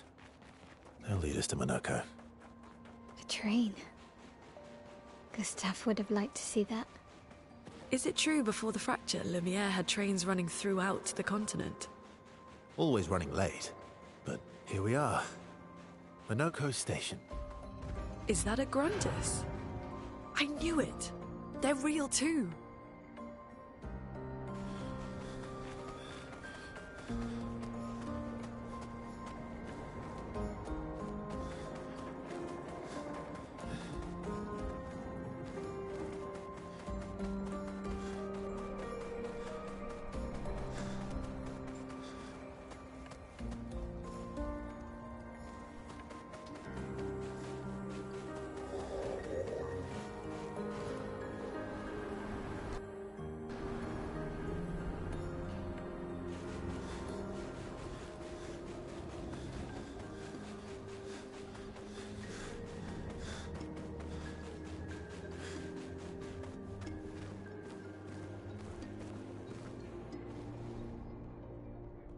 If Minoko's not here, that means...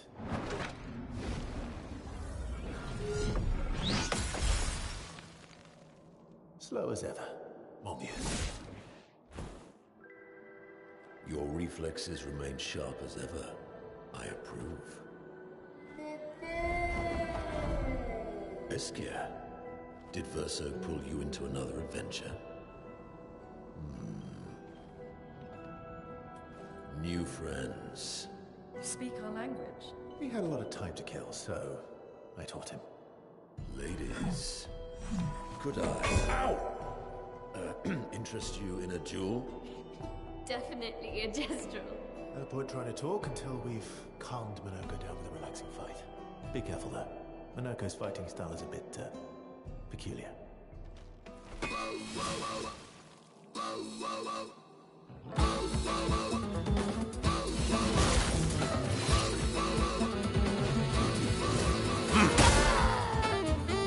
Let's push forward.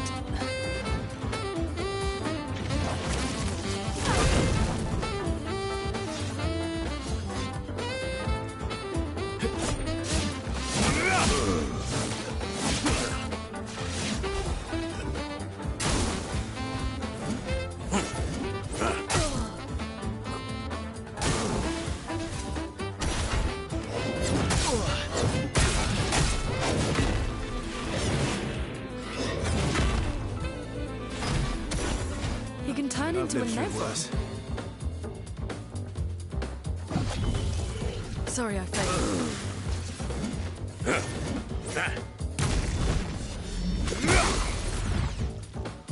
That hurts. Oh, I'm better.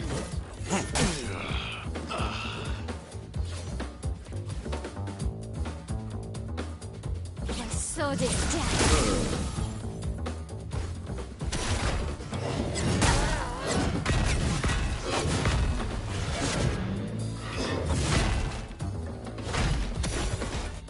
Let's push forward.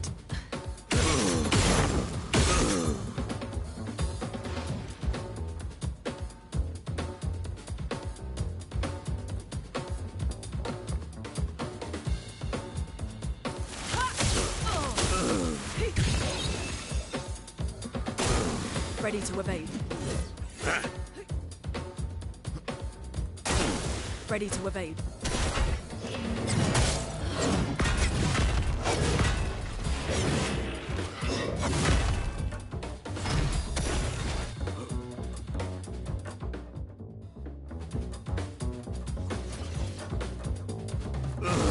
Try me.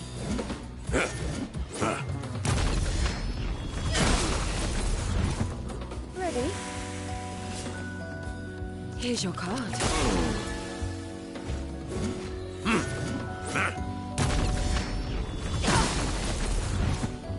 Ready. Eyes don't lie. Take your shot.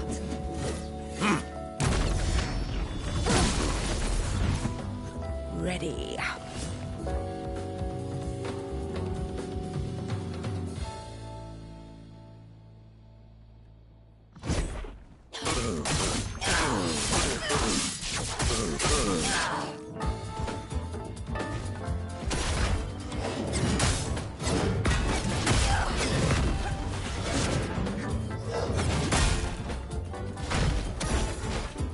If I die, so be it.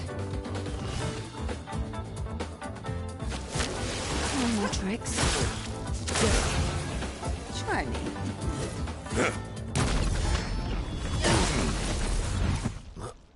I'm waiting.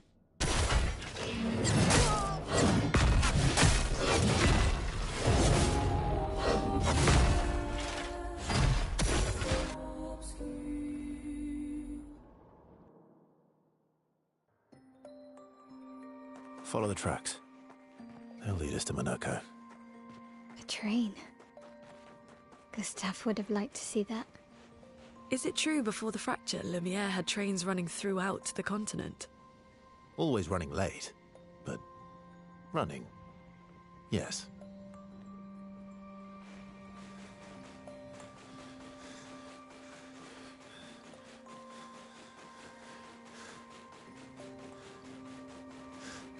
Here we are. Minoko Station. Is that a Grundis?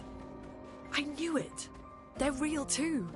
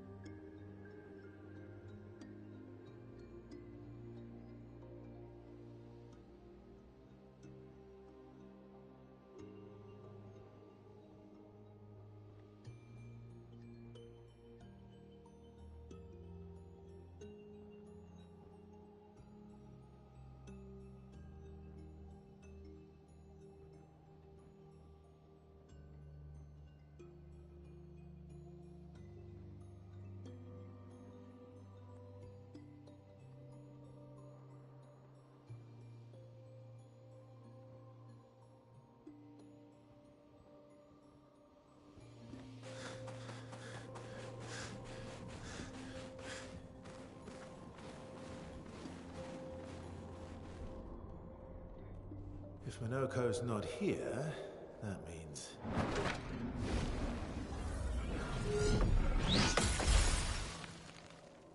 slow as ever, mon vieux.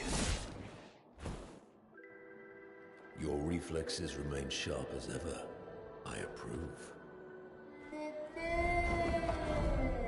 Esquire, did Verso pull you into another adventure? New friends. Speak our language. He had a lot of time to kill, so I taught him. Ladies, could I interest you in a duel? Definitely a gestural. No point trying to talk until we've calmed Minoko down with a relaxing fight. Be careful though. Minoko's fighting style is a bit, peculiar.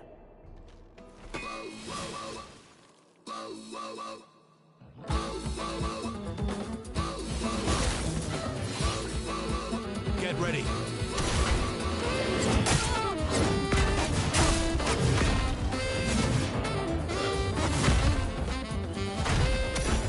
He can turn Let's into a carve a metal. path.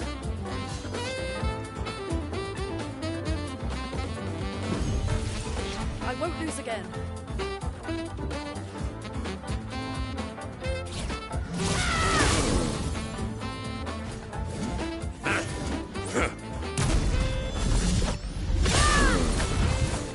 Let's push forward. Feel the burn. I'll do it.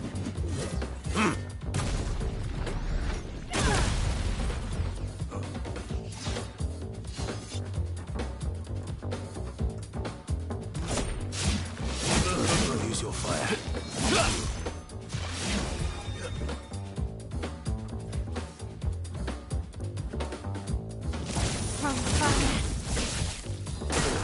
Careful, Mael.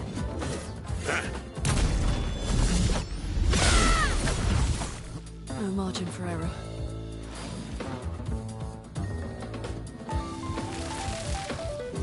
Lightning, strike!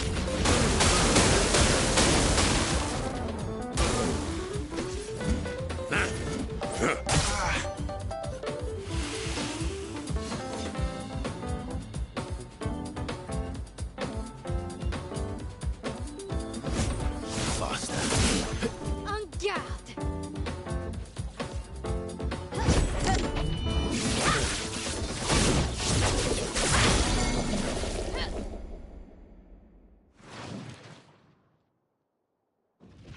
Feel the burn. Parry it!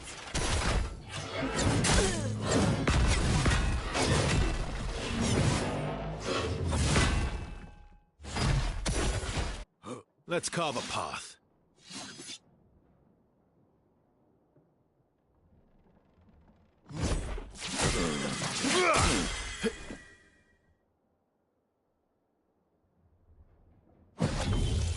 I won't waste this. I'm ready.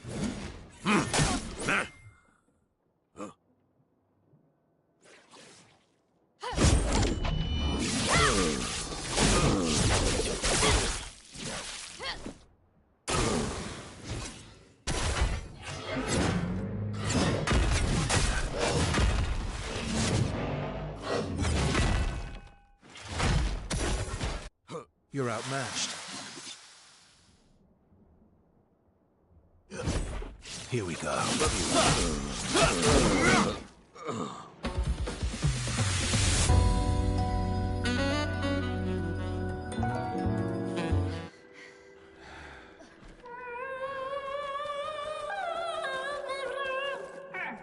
No distraction, son.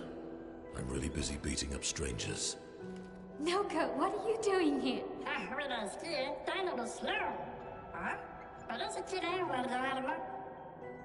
Noko, you said Nevron?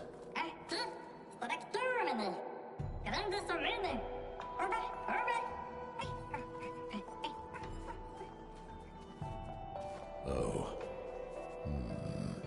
A stalact.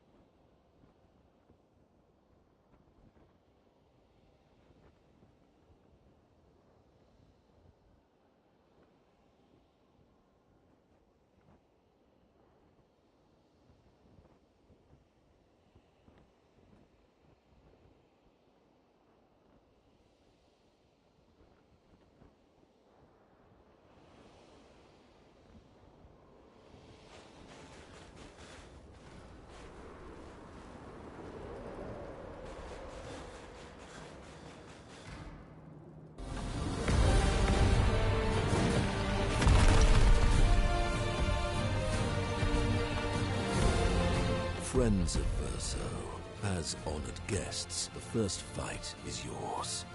Defeat the Stalact with your fearsome talents. Right. Oh. You're serious? Yes, he is.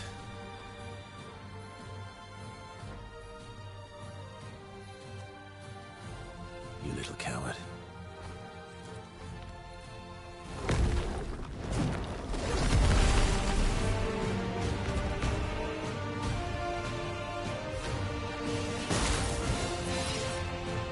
Danger!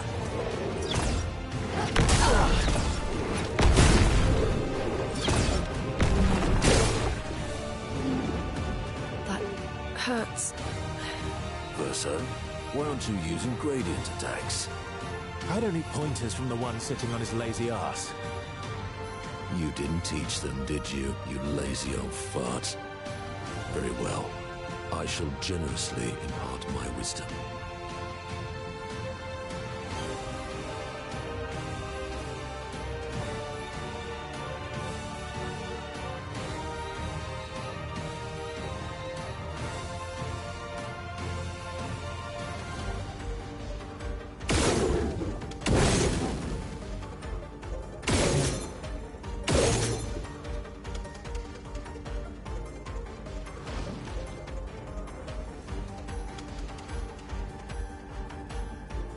Feel the burn.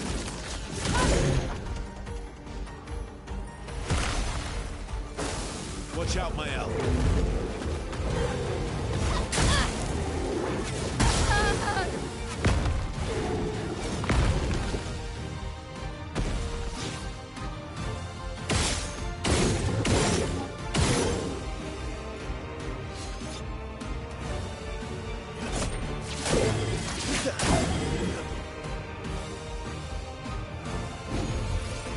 Wow, thanks.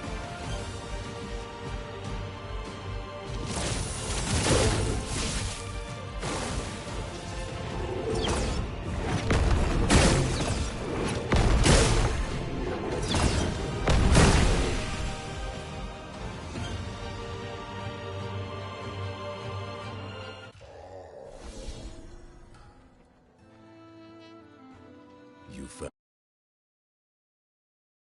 worthy friends, Verso. Jealous? Fuck you, achievement. Why'd you just spoil me on that? I got an achievement, and I'm like, oh, what's that for? A trophy. Sorry, I'm on a PlayStation. Whatever. What are you doing? Just need the foot. Aha! Oh.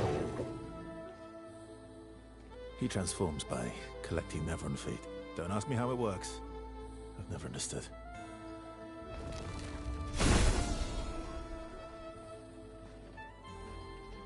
Now that we've had some good battles to warm the spirits, to what do we owe the pleasure of your company? We're heading for old Lumiere. Okay, bye. Hey, come on. Hey, hey. Hey, look. I know we failed before, but look, you doofus. Don't you recognize her? Of course I do. Then you know what that means. This is our shot. It might be our only shot. This is your only shot. Out of the question. I will never join you again. There will be a lot of fighting, though. Oh yeah, that's true. Yeah, it's true. There will be a lot of fighting. Exactly. Count me in then. Good. Good. Good. Good. Yes, good. Noko's coming too. Oh, you are? L'homme mercanto al dormir. C'est mon retour, trésorier. Voici le meilleur mercanteur du monde. As a responsible parent, this is a superb idea. Let us go to old Lumiere.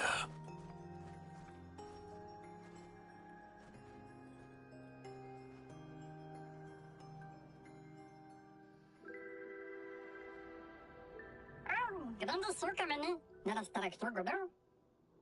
Should parlo de nema, nemines de gestrado. Should do dormir, ora shagito and notice.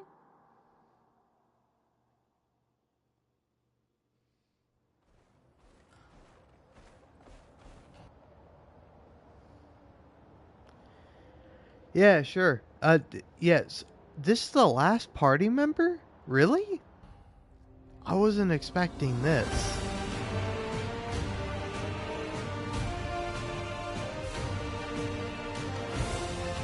That's what the trophy spoiled me on. It was like, recruit all party members. And I'm like, this is the last party member? I thought there would be more. Also, more humans specifically. I mean, this guy's fine, but it's like, I don't know. It's a little unexpected or something. God, oh my god, oh my god. Foolish move.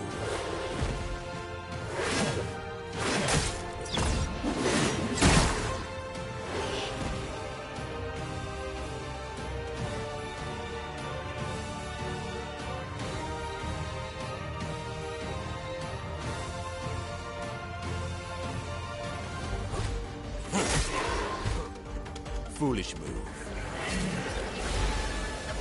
Sweet taste of battle.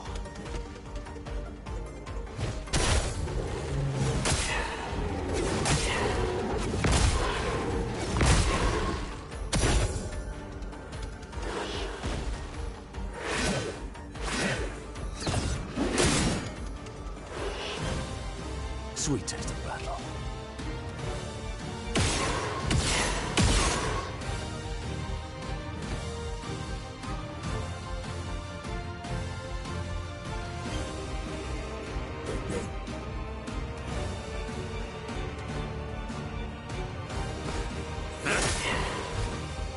Foolish move.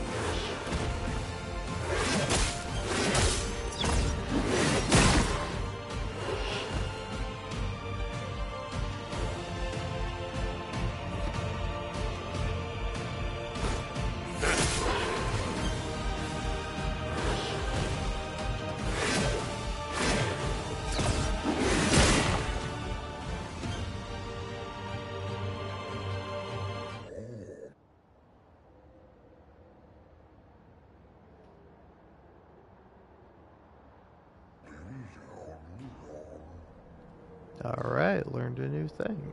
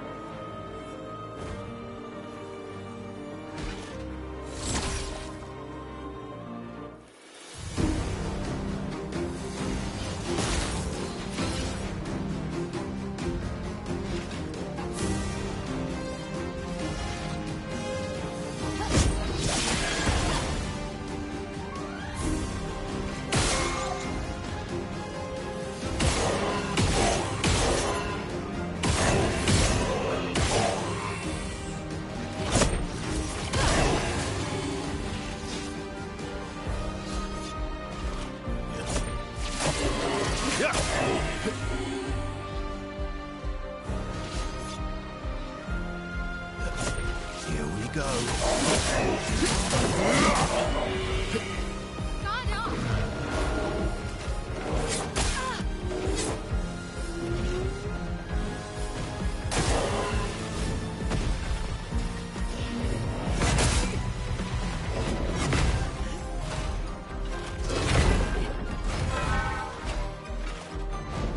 Let's carve a path. You're outmatched.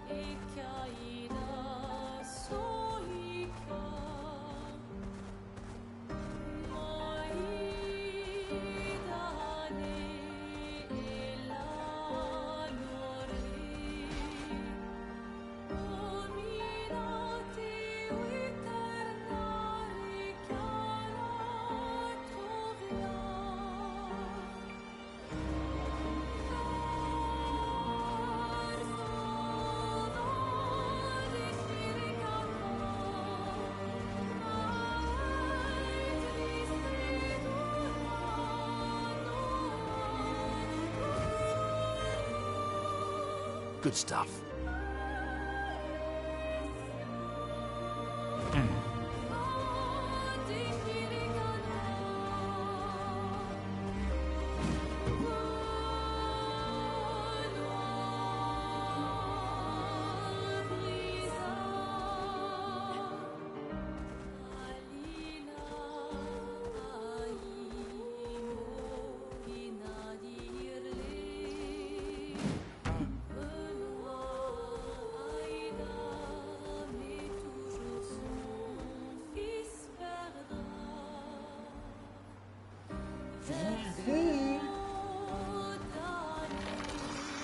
Let us get wet.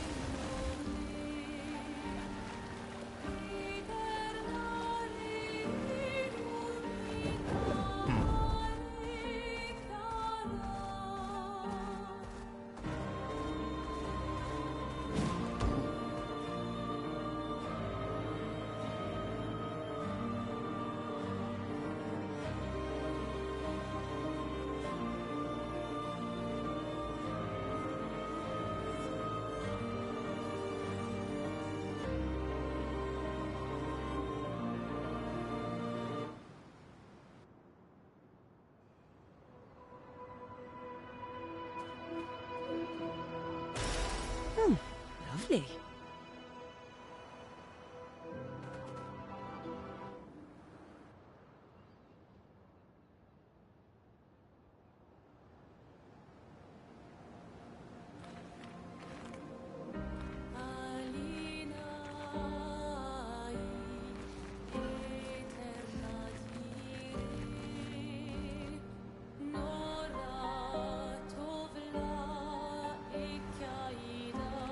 Hmm.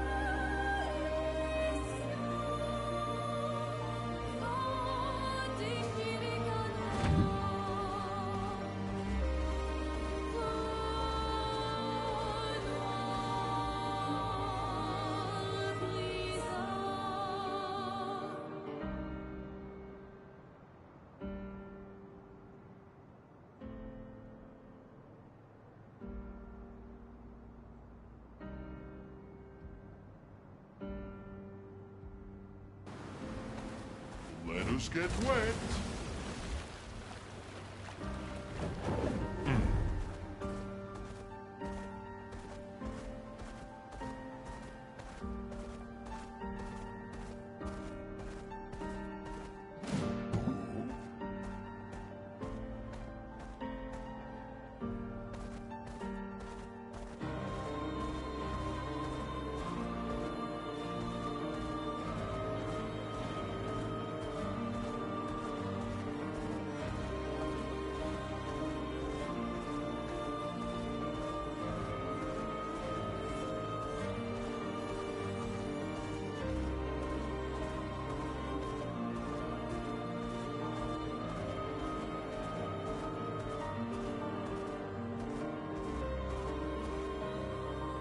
Oh, lovely.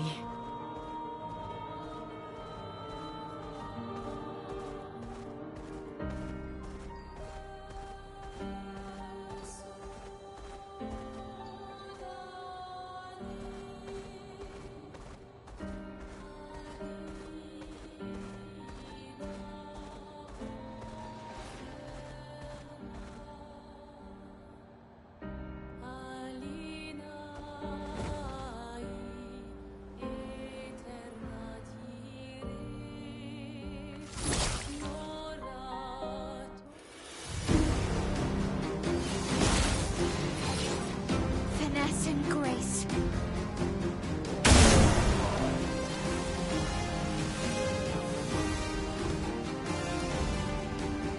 Finesse and precision. Not looking good.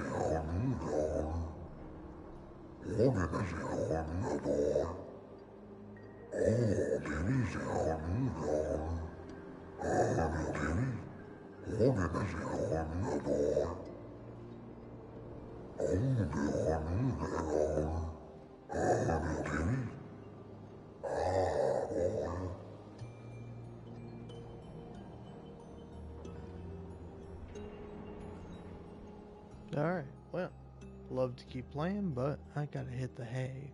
So, hey, thanks for